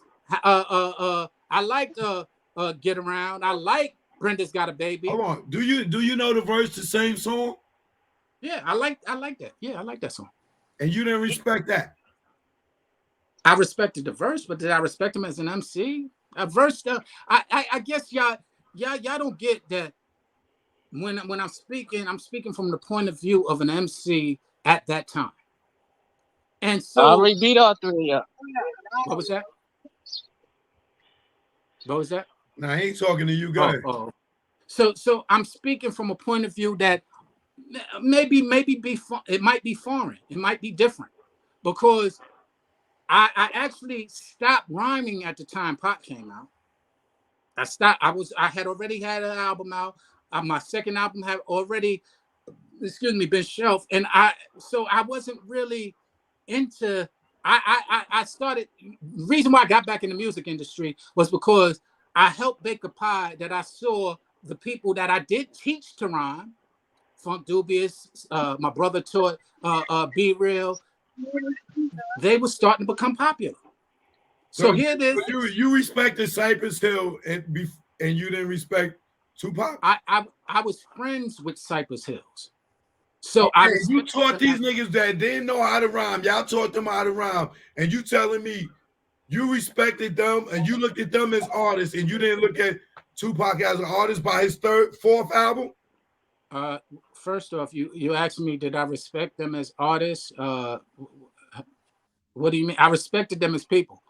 I was helping them write. I was helping to teach them how to be an artist. So if you're a teacher, right? If you're a teacher, let's say you're a teacher. So you got a cold deflect game, Sean. I tell you, this thing can be moving the goalpost like a motherfucker. Y'all just want me to agree with you, and I don't. Hold on, we got somebody else here for you, Sean. We could have all the people in the world. Yeah, what's let's up? Say, hey, listen to that, Sean? Huh?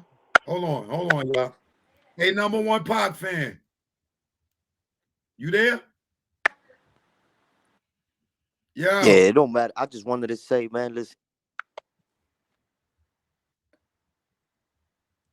Go ahead. Yo. Yeah, go ahead. We can hear you. Give me 1 sec.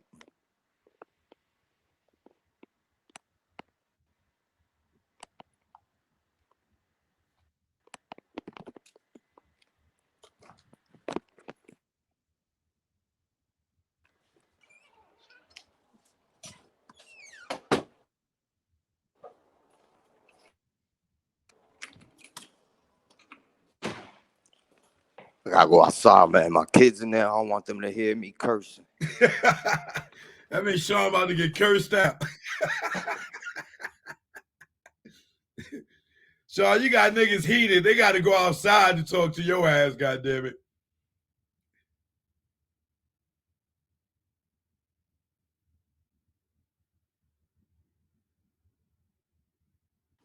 Hey, I understand. I might be a lot of things, so it's all good. But if stacking the deck was a person, choke, no joke. You are stacking the deck. Oh, my Lord. How? We just all keep everybody with you. Because you're getting everybody who is a fan of Tupac. And I asked, is there anybody who's not a fan of Tupac? Hold on. Whoever pop up on the screen, I don't know what they going to say, bro. Bro, the #1 fan of Tupac, you don't know what they're gonna say? Stop it. Bro, #1 Stop playing. Fan, yeah. Stop playing. Come on, man. Hold on. My brother right here in Baltimore got his grandmother. Rest in peace to his grandmother up here. But he is from Baltimore. Tupac. Right. He is from Baltimore. Tupac was raised in Baltimore. It don't say Baltimore. And I love that nigga. Rest in peace, GG. Okay. I miss you, Granny. It don't say nothing about Baltimore. Okay, and so it doesn't get my point that they're all people who are fans of Tupac, and I get it. No problem. Who not a fan of Pac, yeah? We actually had 100 times. That's what I'm looking for right now. Can somebody who's not a fan of Pac get up here, please? Because everybody who's a fan of Pac gonna agree. Hey, y'all all gonna agree. They gonna agree. I've never met a nigga that ain't like Pac. Well, what's your name, my brother? Because I'm Sean. I didn't like Pac at a point, and now you have met me. So now you have something that has never happened before has happened. I'm died in. You double talking. First you was a fan. Now you're not a fan. No. Now you don't like him. I'm not double talking. I'm talking very clear. I wasn't a fan at first. I wasn't a fan of his lyric. Again, very, very specific, not generalizing. I wasn't a fan of him as an artist early on. You just said you're not a fan. You just said you don't like Pac. What was that? You just said it, bro. You just said you don't like Pac. No, I did not. How you get that? Were you listening to what you want to hear? Bro, you said I just met a person that didn't like. Hold on one second. You said I just met a person. Gonna be honest here. IV, did I just say that? I'm curious. Did I just say that? I gotta be honest with you, Sean. You said that to me as well. You said you're meeting a person who's not a Pac fan. My name's Sean. Right. I'm the first. But Right. listen to what. But you're taking it out of context. I said you met a person who was not a Pac fan at the time of that album. That's what we were talking about.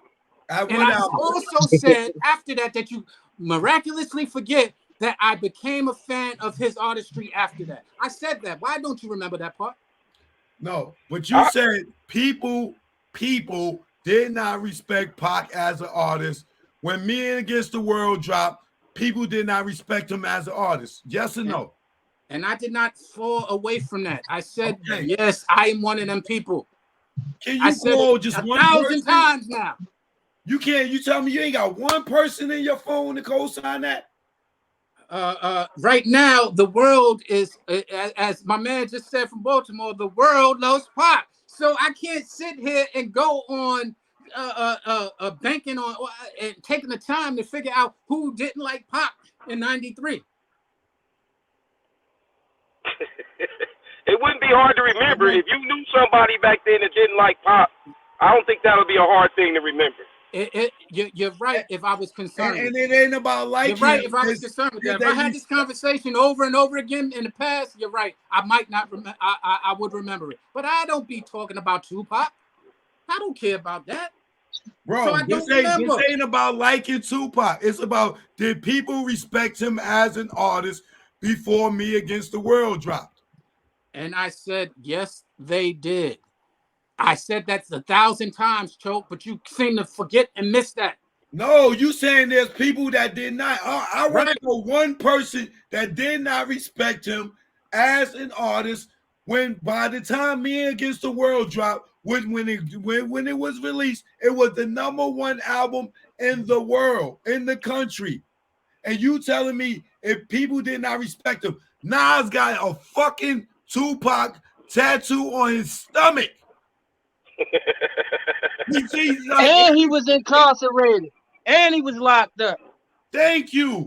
And you telling me you got one of the #1 lyricists in the world, and you tell me he didn't respect that nigga as an artist? First off, Choke, I said it 1,000 times. Every time you bring that up, I said, when did I ever say Nas didn't respect Tupac? Then who are these people? I just told you in 1,000 times, and everybody here, I'm one of them people. If you don't want to respect that, you don't want to hear that, you don't want to accept that, that's on you. I'm telling you, I was one of them people. Can you just give me one other person? I told you, I already answered that 1,000 times. Could you stop asking me the same questions that I already answered? Okay. That I already told you. I guess I tell you what, I will try. I asked your people, I said, is there anybody who is not a Pac fan that can come up? Because all y'all Pac fans are only hearing one thing. You're hearing, oh, he ain't like Pac. Oh, he ain't and I never said that. Joe. I never said you can talk. I don't like Pac. I said I didn't Sean, like Pac. Let's see what #1 Pac fan got to say. No, I'm ready. I'm ready when y'all ready. Go ahead. You got the floor. All right, Sean, man. Listen, man, I ain't got no beef with you. But I just want you to know something, man. I don't care if you was an artist and all that stuff back in the day, man. You can't hate that Pac was an all-time selling artist before he died.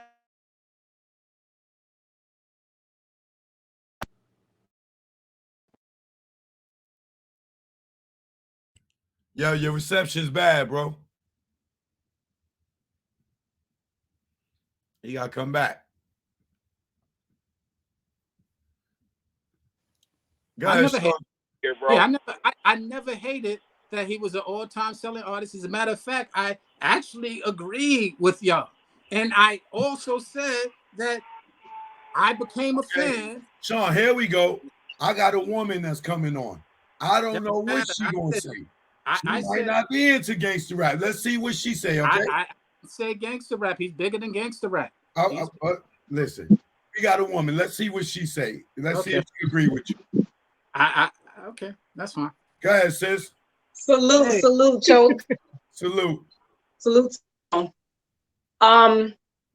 You know, I don't want to say devil's advocate, but I get what he's saying about Pac and that he had been checking for Pac or not, like in that area at that time. Because when Pac came out, I was definitely him on Digital Underground. I know all of that. But when I moved down to Virginia, cats didn't really have them onto Pac. So it could be, in that time, you're talking 92, I moved down there.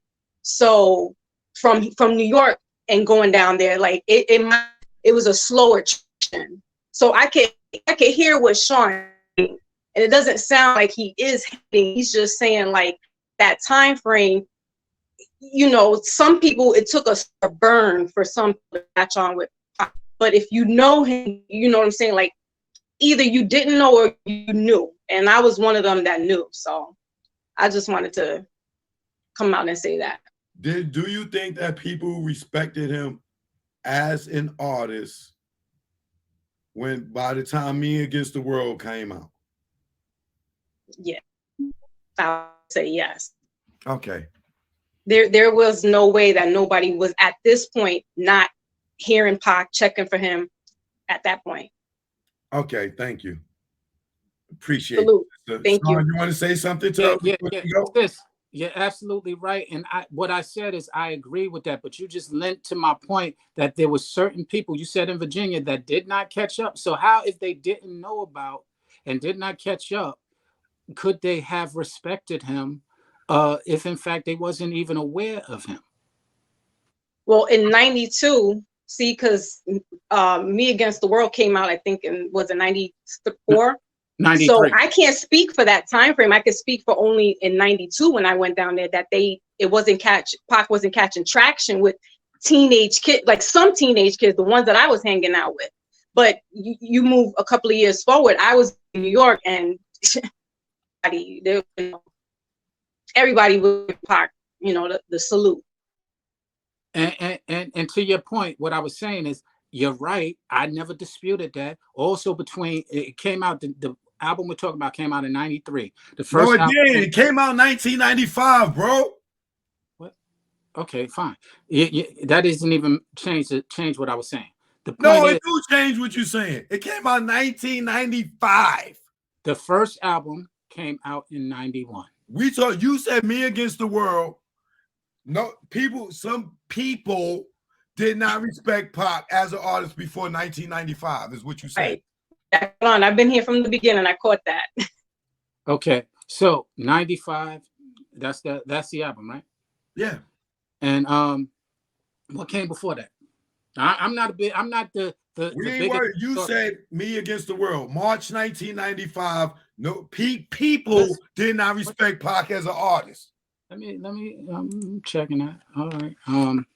Because I don't know that that's the case. Because now we putting in 95. Okay, let me see. That's a hard argument, Brother Sean, because you know what? Like I said, in 91, you could think that not everybody caught traction with Pac, but in 95, that's you might be one of that small marginal percentage that wasn't, that I don't know. I can't speak for you, but that's a small margin in the corner by himself digging up his nose. Okay. First off, that's funny. It's Sean against the world right now. Sean. I was actually Me against the world. Okay. So to your point, Choke. 1995, Pac definitely had people who respected him. To your point. As an artist? Yes, as an artist. Okay. Yes, as an artist. To your point. The point of view that I was making earlier, and this is why I didn't want to argue this whole thing, because you're saying I'm moving the goalpost and all of that. It originally started with we were making mention of Brenda's Got a Baby, and I said that was not a big hit. Then you said, Dear Mama, was that a big hit? I said, yes, that was a big hit. You said they both had the same tempo. I said, yeah, but one was a hit and one was not. And you said, you trying to tell me that Pac wasn't popular or respected as an artist when before Me Against the World, which before Dear Mama, Me Against the World. And I was like, nah, he wasn't respected as an artist. That's when. Okay, let me ask you something real quick. If Pac wasn't respected in March of 1995 when this album came out, why did Biggie work with that nigga? First off, you keep on saying I never said that there wasn't. As a matter of fact, I never said that nobody respected him. As a matter of fact, I gave you the point that most people probably did. I said that everybody did not. That was my argument. It wasn't that people did or that most of the people did. I actually agreed with that. But you keep on saying I did, and you keep on, barking, yo. And I'm like, yo, I already agreed to that. I said that Me Against the World was the album, and I wasn't going on the dates, that actually started having me respect him. Before it dropped, was the comment you made, dropped, I didn't respect him as an artist. I respected him as a star in the movies that he played in, which were Gridlock, Juice, Poetic Justice. He was in a lot of movies before that. Bro, you said people, not I. You said people. What was that? You said people. And so can I set this record straight as far as with girls? I mean, in New York City, I mean, he had a the tri-state area was definitely, we were buzzing back in 91. Trap is what, it wasn't even Brenda's Got a Baby. He did trap first. And that was like, this was after Digital Underground. And then when he did Keep Your Head Up and Brenda's Got a Baby, that just sealed the deal for women, young ladies at that time, to really lock into Pac. Trap wasn't a woman's or a catered to females, and I'm a female, and I'm telling you, I was all with it in front of video music box watching. Okay, now you definitely are female, but I want you to take this into account. You're a female from New York City, right? Different. I wasn't in New York City. I'm from New York City, but I wasn't in New York City at the time. I was actually in LA and other places because I had been different parts of the country. The point is, I'm not arguing that New Yorkers would have been on it a lot quicker than the rest of different areas. No, nigga. The West Coast would be on it first before the East Coast. Come on, man. Now you bugging out, nigga. Choke. Let me get you. So can I say something after? Hold on, go ahead. Somebody else want to say something. Go ahead, Outlaw. Okay, all right. So hold on. So this whole thing was, he was saying that Pac didn't have a groundbreak, like he didn't have a hit before Me Against the World, right? Nah, he's saying that people did not respect him as an artist before Me Against the World. So people was messing with I Get Around. People was messing with Pour Out a Little Liquor. People was messing with what was the other record? Strictly Straight Ballin', Thug Life. The Thug Life album went gold. Strictly for my niggas was basically platinum as well too. Mm-hmm. Tupacalypse was gold, but his second album did good. Holla If You Hear Me was a single. I Get Around was a single. Keep Your Head Up was a single as well too. A lot of females mess with Keep Your Head Up. So I don't understand how you're saying like he wasn't he wasn't that artist that people was messing with, and I don't get that. Okay, go ahead, Sean. So, first off, I said that again. I've been repeating this all thing. I didn't say that people wasn't messing with him. I said that there were people who did not respect him as an artist prior to Me. What was it? Me Against the World. Right. Prior to, there were people. Now, I also said, sir, that the most popular people and might have been leaning toward more people liked him than did not.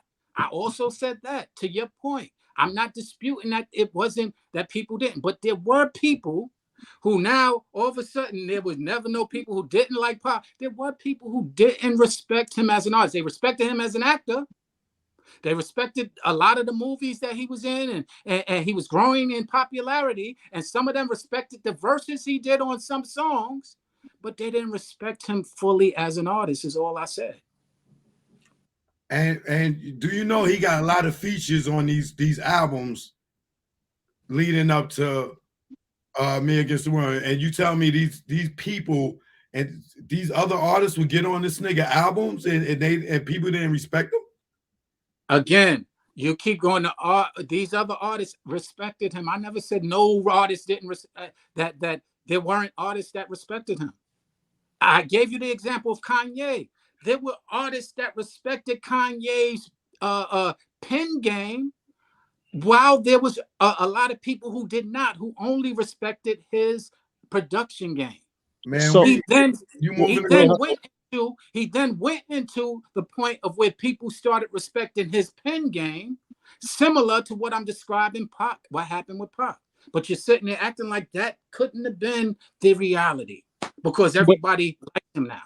hold on, Choke. Can I go real quick, Choke? Go ahead. So you saying a lot of people didn't respect Pac's pen game as well too, because a lot of people deciphered his lyric. How do you survive weighing 155? Where the city where skinny niggas die? Tell mama don't cry. A lot of people deciphered that. So if you're saying, and this is previous from Death Row, so that's what I'm saying. A lot of people respected Pac's lyrics. So if you're talking about lyrically wise, like he was respected from his pen. People did respect him. You just gave me an example of somebody who respected him. I'm sharing with you that there was people that did not. And you sitting there telling me that everybody respected him. And that's, to me, is what we're arguing. Y'all sitting there telling me that everybody in the world respected Tupac and his pen prior to Me Against the World. Yes, we agree. Yeah, people did respect. Y'all agree. People respected him as an artist by that fourth album. I never said people didn't choke. I said everybody didn't choke. Who are these people? Okay. Again, that's what please, anybody who's not a fan of Pac. Or how do you work with all these great so I guess everybody in the world is a fan of Pac, huh? Bro, I'm reciting the lyrics, man. I'm asking, is everybody in the world a fan of Pac? Does everybody in the world agree with y'all? I believe that everybody in the world agree with us that people respected him as an artist before Me Against the World. Yes. Everybody in the world agree with you? Yes. Okay, so I guess I'm not in the world. Yeah, because my thing is Tupacalypse, okay, that went gold. A lot of artists went gold, and then his second album went platinum. So I don't understand your logic when it comes to that. Well, let me help you. If you're a new artist, go ahead. I said it earlier, and this is my logic. From a business standpoint, which at the time I was working at labels, gold wasn't really a significant success for the amount of money that was invested into the. Stop, Sean. EPMD had 4 consecutive gold albums. Strictly Business, Unfinished Business, Business as Usual, Back to Business. They all went gold. And you telling me them niggas wasn't successful with only those gold all albums going gold? Did I say that, Joe? You saying gold wasn't shit.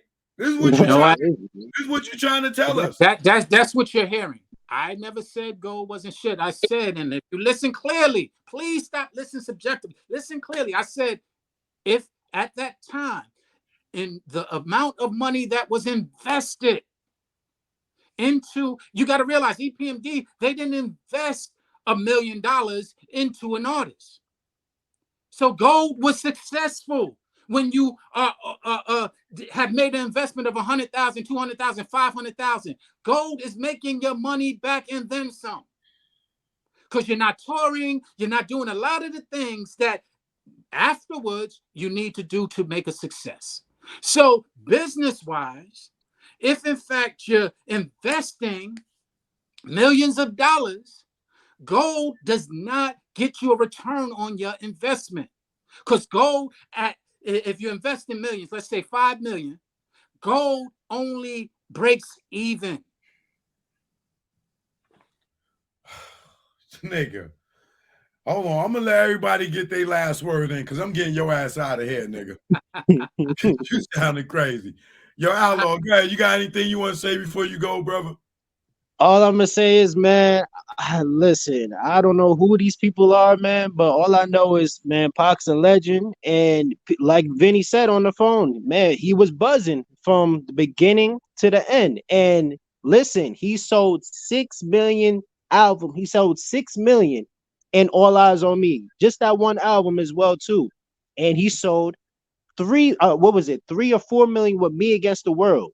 So this was one album was before Death Row. He was already established artist, and during Death Row, he was alive. He sold 6 million albums. So, I mean, 6 million 6 million albums and stuff like that. So he was definitely that type of artist. He was big.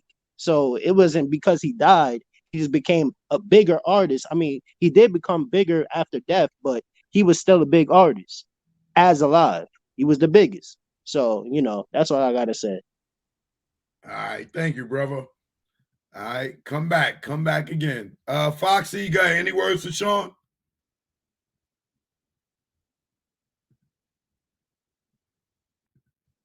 Foxy, hit the mute button. My bad. I said my lasting words is that I hear Sean, I get where he's coming from. And it doesn't, to me, it sound like slander. And I am Tupac's wife, his first wife, all right, but not legally in my head. So yeah, I'm fair out. But I hear Sean, I respect him in his square, even though it's not making sense to some people. But then also the units that he was gold, and obviously somebody had to see, and these are peers or whoever's giving him the platinum. They had to, you know what I mean? There's got to be that respect. They're not going to give this man that type of recognition like that. So, but I objectively, I hear what you're saying, Sean, and respect to you. Always salute to you. Thank you so much for being up on your panel. Salute and rest in peace to your Gigi, to brother and be more. Peace out. Now, I'm not done here with the show. We just getting Sean ass out of here. You know what I'm saying? Because I got to talk about Diddy. I got to talk about Scarlett. I got to talk about a case that's going on. I got to talk about Gunplay's wife. I got some Beyonce I got to get into. You know what I'm saying? And I got to get to this dude that played Franklin on goddamn Franklin on Snowfall. It's a lot I got to cover. We just getting this thing out of here. Yo, my man from B-More, holla at Sean. Get your last words in. No, I respect your opinion, Sean. You know what I'm saying? And sticking to your guns or whatever. It probably was a couple of people that didn't, respect Pac. That'd probably be like Puffy, Jay-Z, everybody that he named on Against All Odds. Other than that, for the fans, niggas love that nigga, man. Niggas love Pac still to this day. That's self-explanatory. But much love to you, Choke. I love the show. I'm always dialed there. And keep up the great topics, great content. I'm out. All right, peace, bro. Come back. All right, Sean, the floor is yours, man. Let me say this. First off, Choke, good looking out for having me. It was great discussion. But I do stand on the fact that, again, I am now a fan of Pac and respect wholeheartedly his contributions to hip hop, and I don't want anybody to think otherwise. There was a time prior to, as we said, Me Against the World, where I didn't respect his artistry, him as an artist. And there was a lot of things that came out prior to that. Some of the things I even was fans of his verses, but that don't make me respect. And I gave you the example earlier. I am a fan of maybe a City Girl song, but that don't mean I respect them as artists, because they haven't yet built up to where I embrace the respect. So I'm not saying that people didn't. I'm not even saying that the City Girls are on the same caliber as Pac. No, lyrically. Choke, no, not at all. Okay, I gotta ask, bro. I'm just throwing out an analogy. You want me to use Drake instead? I didn't respect That'd be Drake. worse. Huh? I didn't respect Drake as as an artist, but then I grew to respect him as an artist. Now we can argue that there's a lot of different people that were not respected as an artist, was respected as people. Pac was well respected as a person, and he was respected as artist too. But part of what I was saying is part of that respect wasn't only just his artistry. There was people who respected him as an actor, like I did at the time. As a musical artist, I didn't. And y'all can hate me for saying that before Me Against the World. Yes, I did like Brenda Has a Baby. Yes, I did like his verse on the same song. Yes, I did like his verse on I Get Around. But I didn't, and I wasn't bumping strictly for my niggas. I wasn't bumping everything on there. I did like a couple of songs on there. I wasn't bumping all of the other songs on Tupacalypse. I liked a couple of them, and that's just my reality. I bumped songs for albums that I like. I wasn't one of them people convinced yet. So would you say now, with this whole conversation with everybody that came on and in the comments, that it's fair to say that a lot more people than you expected respected Pac as an artist before Me Against the World? Sure. I never said that a lot more. As a matter of fact, I agree that a lot more people will have the point of view of he was respected as an artist. I agree with that. A lot more people do and have that. I agree, but that doesn't make you agree now. If you agree, we wouldn't be here. I never. That's why I brought you on here. I said about 20 different times in this podcast, go rewind it, that I agree that it was more popular and that he was more popular in respect wise than not respect wise. I said that at least 20 times in this podcast. Go rewind it. Okay, so you agree that a lot of people respected Pac as an artist, right? Than less. Because these people you talking about, you couldn't call one person. I didn't want to try and you just had 5 people come on the screen. I even called Vinny. I told you I'll call another artist or producer with a name.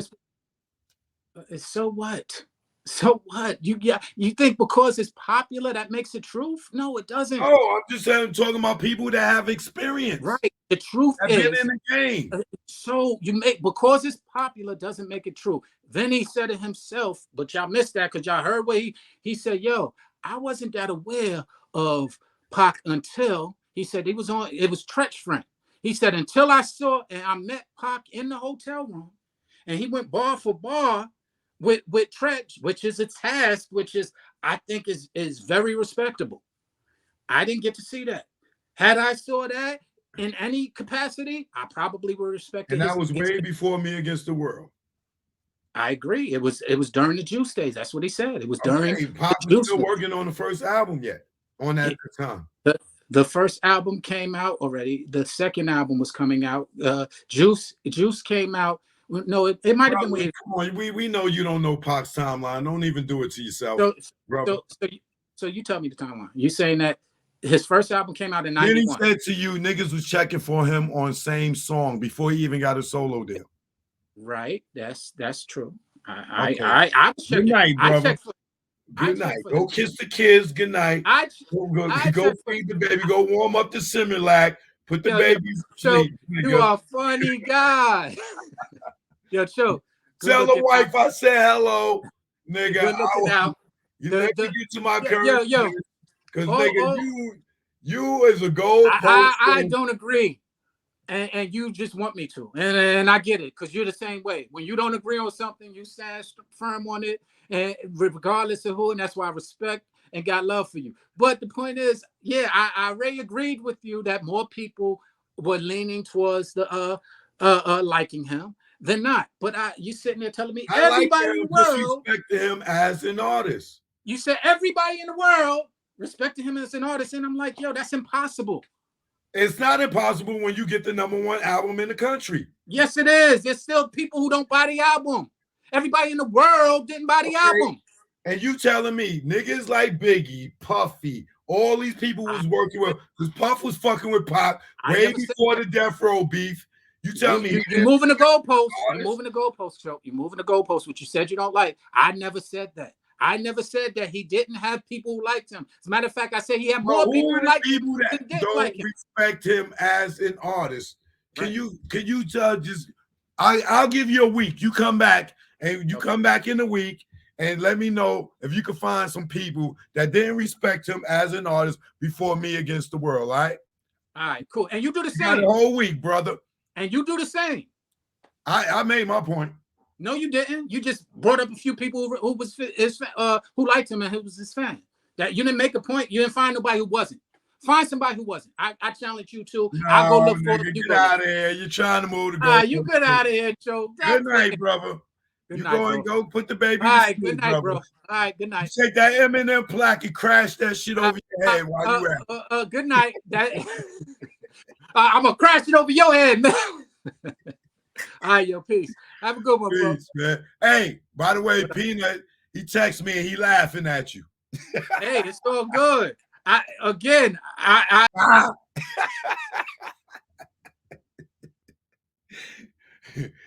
Bye. Get out of here, nigga. Goodbye. Good night to you, God damn it. God damn, this nigga, man. Fucking took 2.5 hours for this nigga to sit here and cap his ass. Yo, oh my God, bro. Oh my God. I thank everybody that came in here and tried to give this man some goddamn sense. Man, I thank y'all. Thank y'all. This man gonna sit here and tell me people did not respect Tupac as an artist by the time Me Against the World dropped. This nigga's bugging out, bro.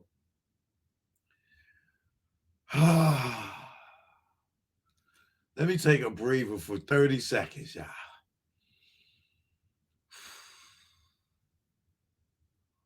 Woo-sa.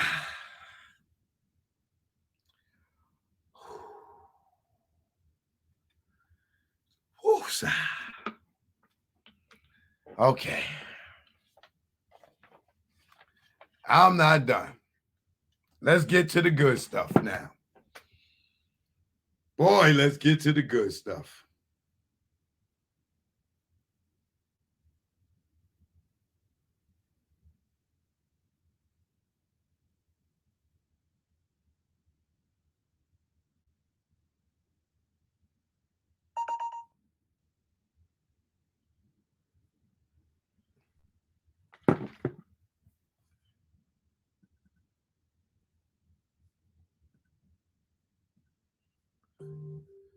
Now,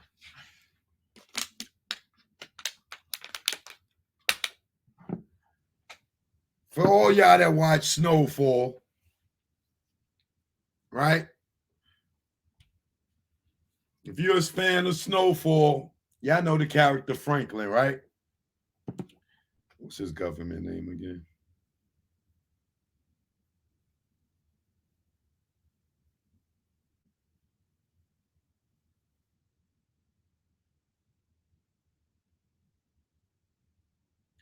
Damon Idris. Let me put his name up here.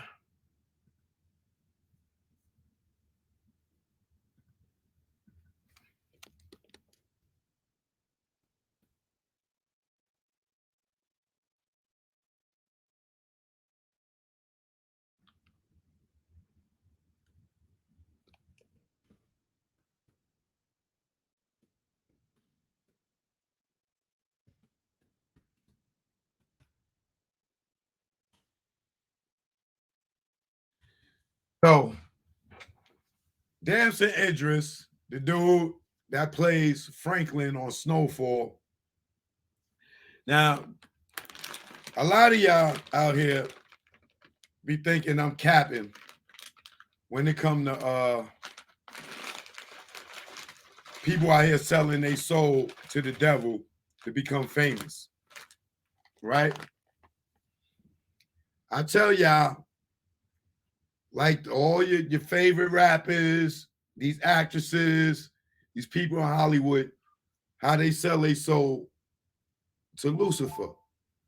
Now, some of y'all be saying, yo, how do you sell your soul, this, that, and the other? For the most part, most of these people in the industry that's on the major levels are Luciferians, whether you choose to believe it or not, right? Now, people say, oh, man, Chuck, why everybody got to sell their soul to the devil or got to do some gay shit? Let me see what's up with this light. Hold on a second.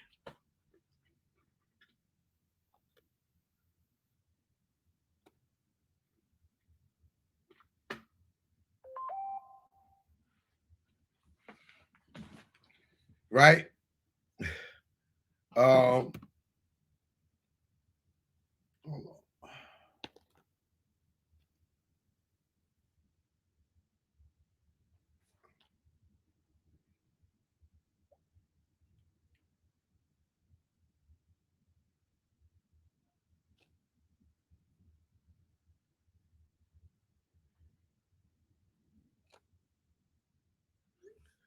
Which a lot of y'all believe that, like, y'all don't think that this is true, that people do this, right? So in a recent interview, this dude, Damon Idris of Snowfall, if you're a fan of Snowfall, like some people I know, I haven't watched the whole thing all the way through. A lot of people say that in this last season, Damon Idris, who plays Franklin, was like he was different in this last season. Some people said they didn't like it, you know, the way he was acting, this, that, and the third. So a lot of y'all think that this is a myth. Like, you think that people only pray to Jesus. I'm telling y'all, it's people that pray to Lucifer.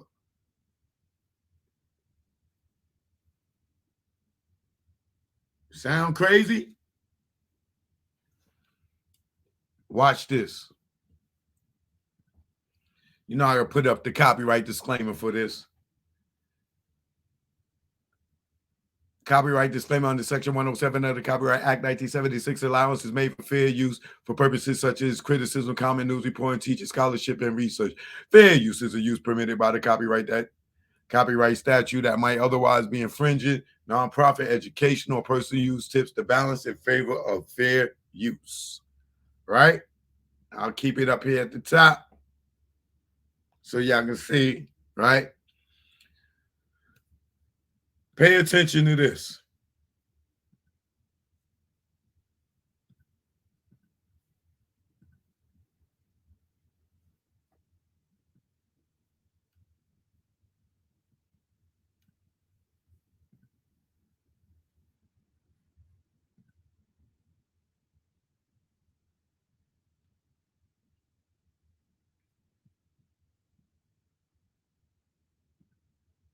Is real.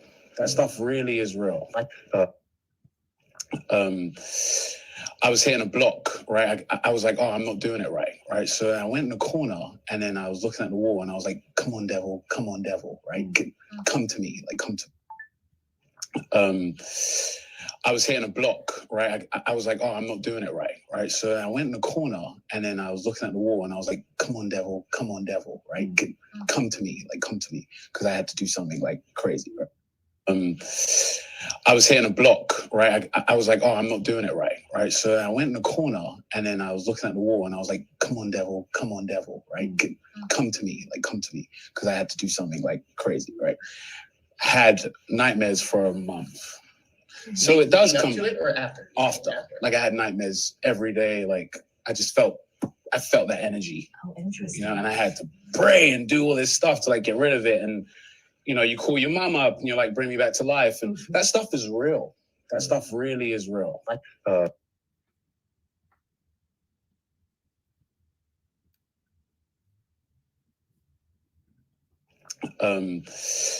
I was hitting a block, right? I was like, oh, I'm not doing it right? So I went in the corner and then I was looking at the wall and I was like, come on, devil, right?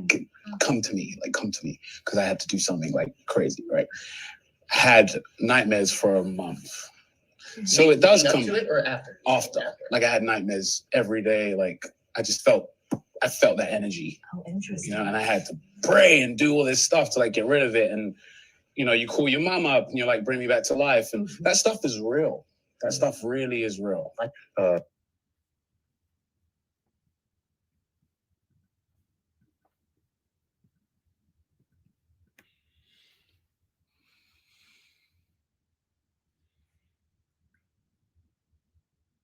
Now y'all believe me?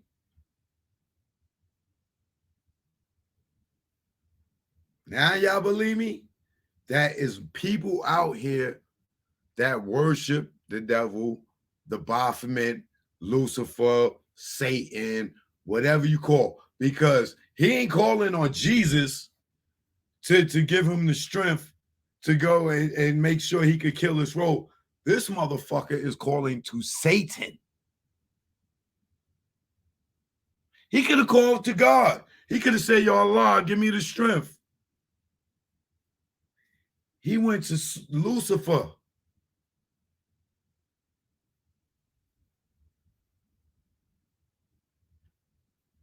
Now, a lot of us is going to be like, yo, what? But there's going to be at least one of us that is going to say, oh, maybe I should pray to Lucifer.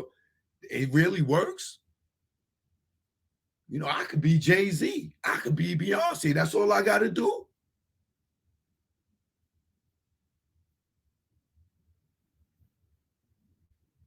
There are people out here, just like there's no good without bad. There's no hot without cold.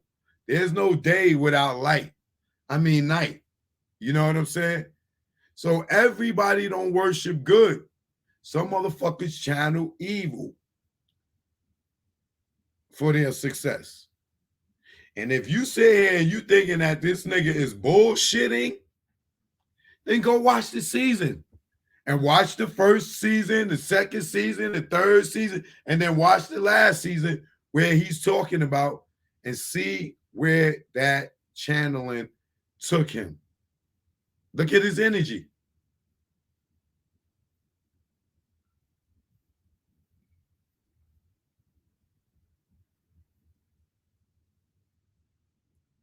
Damn right it's not a game.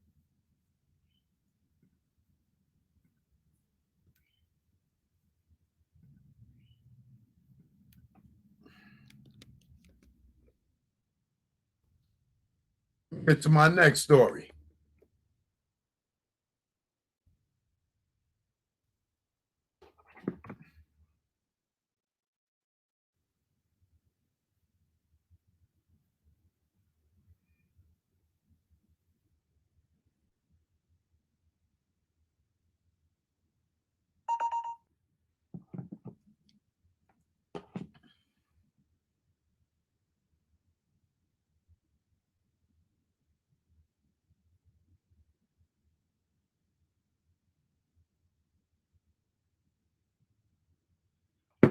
Now these niggas out here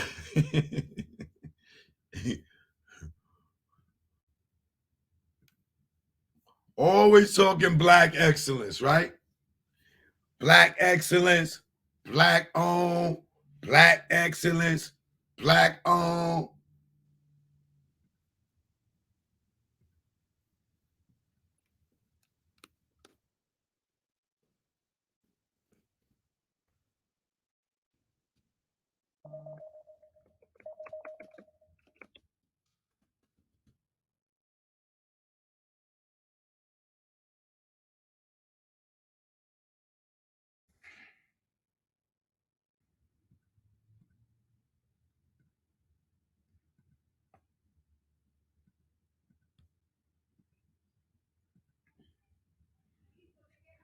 Now your boy Diddy, he's suing the people of Sarak, the owners of Sarak and De Leon the people that he do business with over racism. We thought it was black owned, buddy. Now you're dealing with racism after you had the whole world out here drinking Ciroc and DeLeon. Now you want to call the people that you're doing business with racist after you done made all these black people go and support Ciroc. There's niggas right now watching with Ciroc in their goddamn house. Somebody might have Ciroc in their goddamn cup right now. Oh, now these people racist? I thought it was black owned, brother.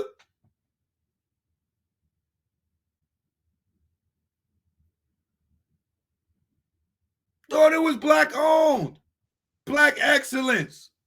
Now you got to sue niggas? Or, excuse me, sue White Me, Shay Whitey?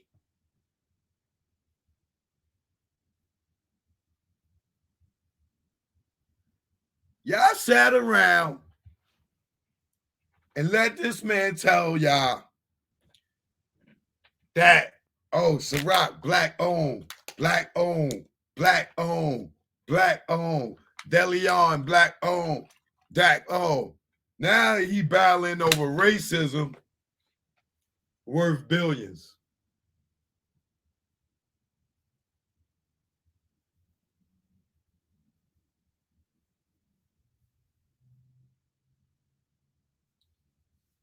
This nigga ain't got a wine yard. He ain't got a distillery. Nothing. But people believe that he owned Ciroc and DeLeon, and it was black owned. Now you out here suing them. What you think will happen? Niggas is gonna stop buying it, dummy. So y'all gonna still support it? Why would y'all still support it if he got to sue him saying these people are racist? Why would y'all go buy it? Y'all bought it because y'all thought it was black owned. Y'all was supporting the black man. Y'all was supporting black excellence. All these DJ Ciroc boys. Y'all niggas was white boys.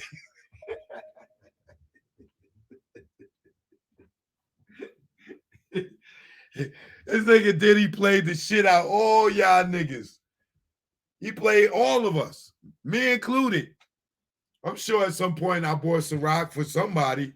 I'm not no drinker, so I'm sure I went in the liquor store and bought it for somebody. He told me, yo, pick up some Ciroc. I never bought the DeLeon, but I may have purchased Ciroc. But this is what I tell y'all about these niggas, him, Jay-Z, and all these niggas. Oh, they billionaires. Oh, they is black owned. Ace of Spades is black owned. No, it's not. No, it's not. These niggas could sell y'all niggas piss in the bottle and tell y'all it's black owned and y'all gonna go and buy it. Knowing this nigga ain't go and buy no distillery. He ain't got no fucking, he don't live in San Francisco in the wine yards where he like, come on, bro. And everybody, and now he going to sue these people.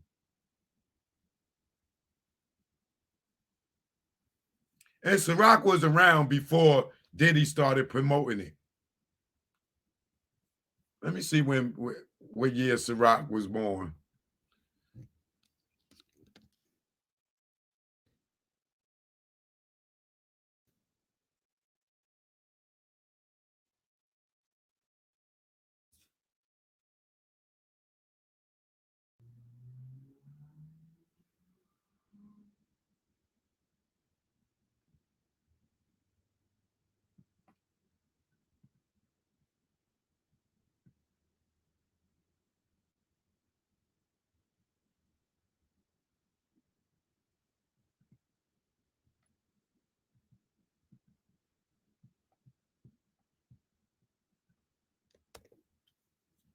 Here go the info.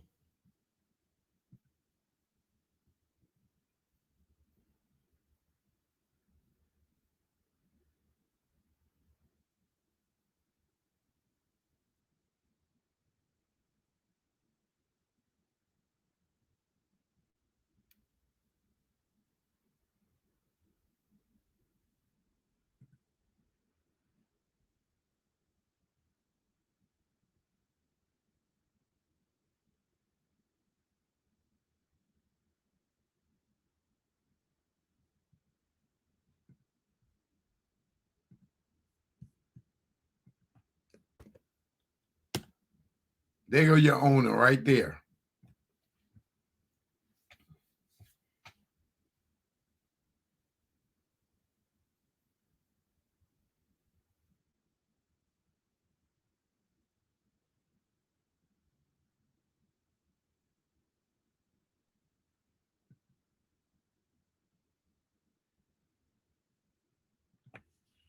John Sebastian earned his oenology diploma in 1988 and the master's in law, economics, and management of the wine industry in 1990.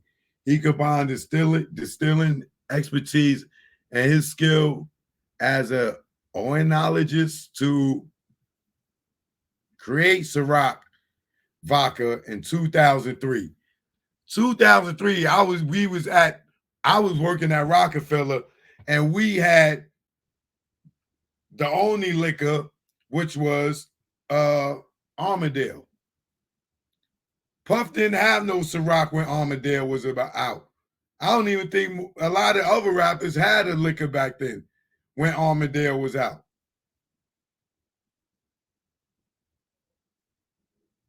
So Ciroc was around in 2003.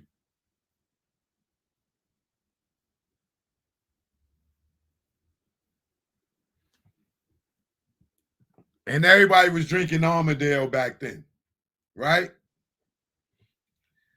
So now Diddy went in and probably invested or like, yo, give me a check. I'll promote this. I'll get everybody to drink it.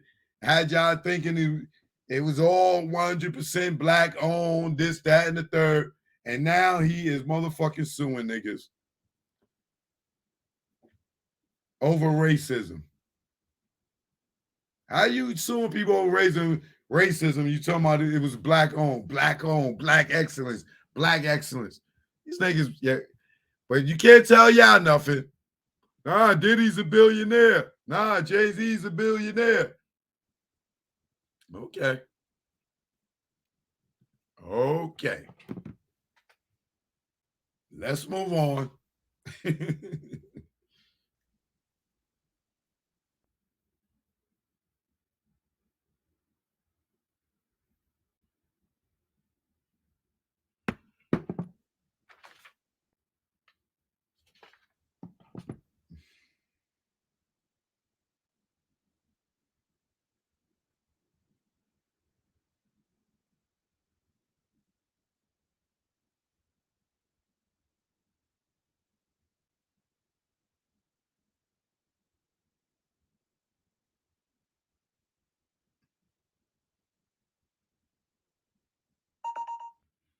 Next story.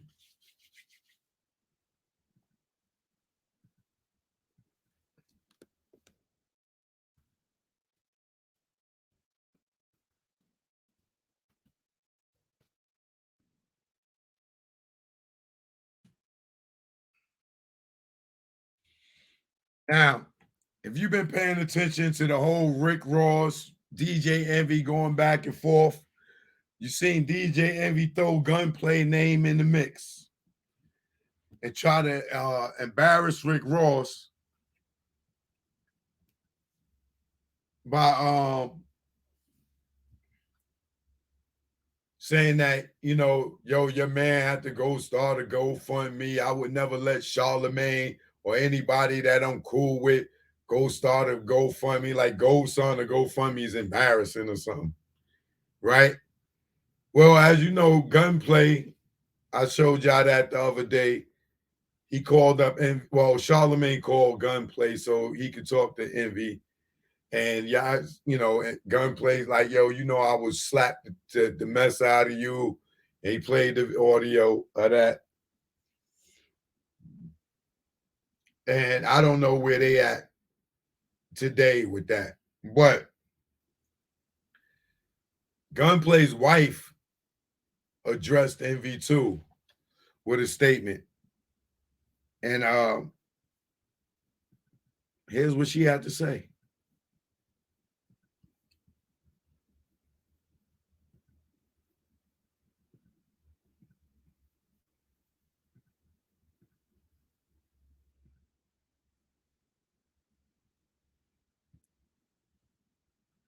She say to Envy because he tried to sugarcoat what he said on the Breakfast Club. So she went and addressed it, and this is what she said. Can we please stop the cap? If you're your own co-worker, which was Charlemagne, is telling you that shit was out of line. Wait, if your own co-worker telling you that shit out of line, it's out of line. My family situation, which was very traumatic, had nothing to do with a fake car show beef. You knew the intention of what you were doing. He came to you as a man to fix it. After numerous blogs and fans started taking that false narrative and creating their own, how did a comment about a GoFundMe turn to people harassing me and my child? The amount of comments that had to be blocked on a child's page was because of you. You wanted to try and embarrass Ross by using my family situation, which was false. You had a week to situate. What you said. You chose not to. At the end of the day, I will go to war about my family, DJ Envy.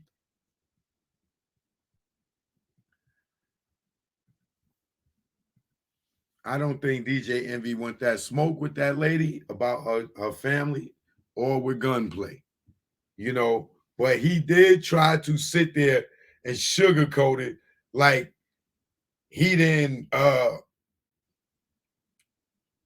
try to embarrass or shame Gunplay and his wife and their child situation, which he did. Just because you talking about you going at Ross, don't mean that you aren't trying to disrespect Gunplay, because if you did, why would you even bring up that man's name?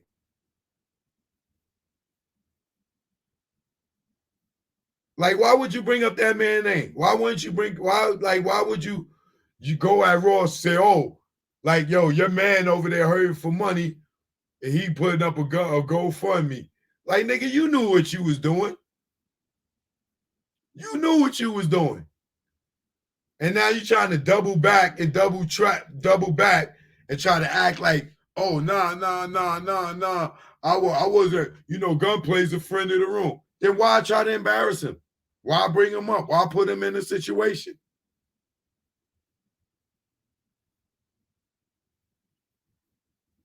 I don't think that situation is over. Especially with them filming Love and Hip Hop Miami.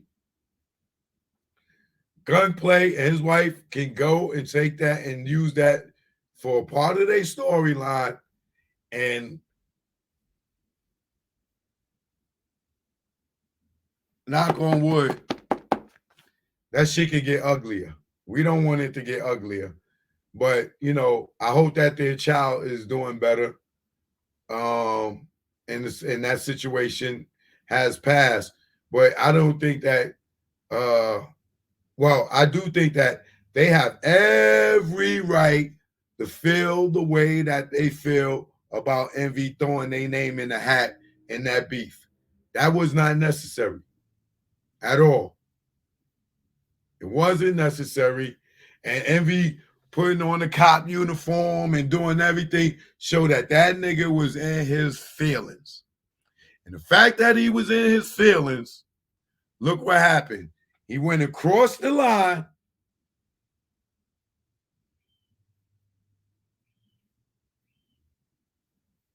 And now he got a problem in these streets. I don't know if, they squashed it, whatever, this, that, and the third. But, man, you don't embarrass nobody like that. And to the point now you got this man's wife on social media getting involved. Wasn't a good look, brother. It was not a good look at all. But I got so much to talk about, and I had y'all on here for 3 hours. I'm not going to keep y'all up here no longer. What I'll do is I'll come back I don't know, maybe tonight. I'm not sure.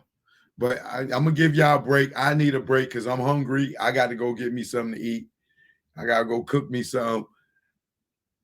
I know y'all don't want to see me on here eating, so I'm not going to do that. So I might come back later. If not, I will come back in the morning. But I got a big one for y'all.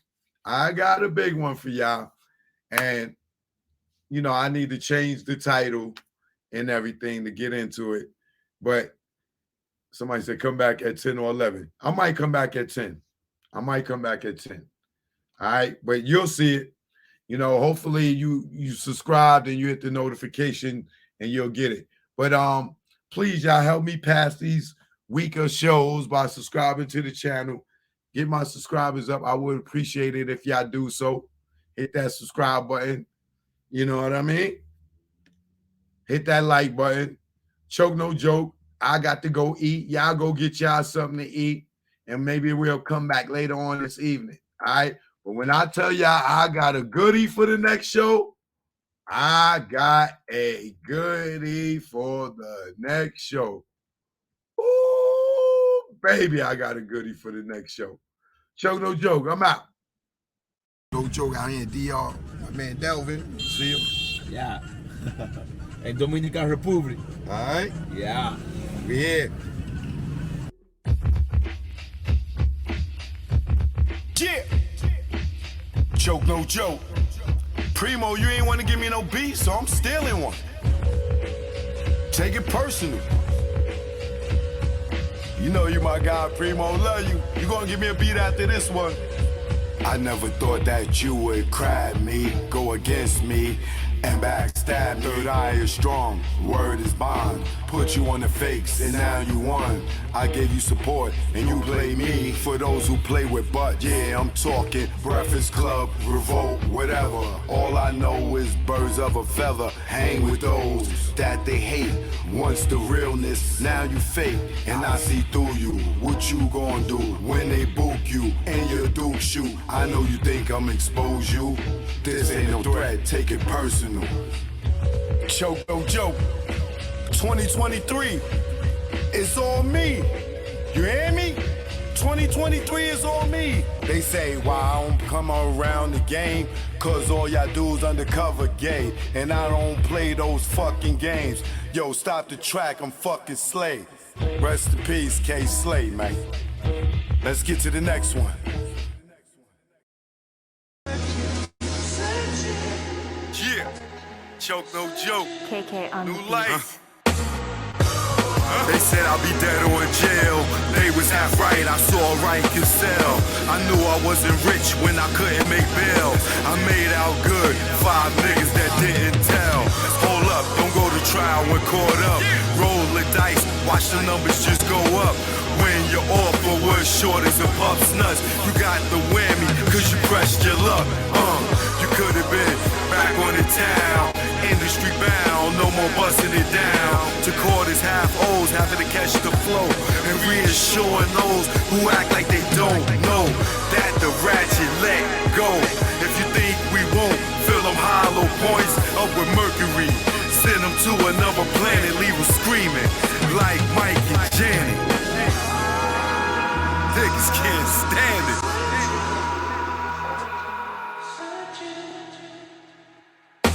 I felt champagne with Ross running the game. When I was locked and the CEO jumped in my face, talking gangster, nigga. Like I'm not a fucking gangster, nigga.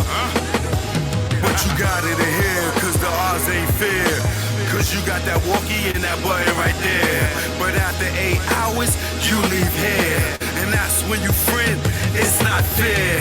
You shoot at the range, we shoot when in range. Roll up in that range, your face look real strange. The look on my face is I got that aim. Before you reach, you feel the pain. Blood stain, calculate to your brain. You been licked by that thing. In the game of death, that's what you get when got game. It's a method to the madness, how I bring the pain of one that's not sane. Choke no joke, I do my thing. Can't hang. They say you're nobody until they kill you. I'm somebody alive, guess that make me an ill dude. Made my name for the funeral, considered a legend, and still make moves. They know you when you gone, they know me when I'm on. All over the board, you restricted, you pawn. You wouldn't cut a lawn, blow a candle at dawn. Joe got it going on like fuel. Some of you fools is more ass than mule. Never rule like Rick with Mona Lisa in your crib. Haters mad cause I'm doing what they wish they did. Without the rock, it's still gunning like Chris. Nigga try to block, I time a hawk this shit. Nigga looking down at me, now he looking at dick. Pause, just determined shit. It's choke, no joke. Nigga, I'm lit. Fired up. And we recorded this in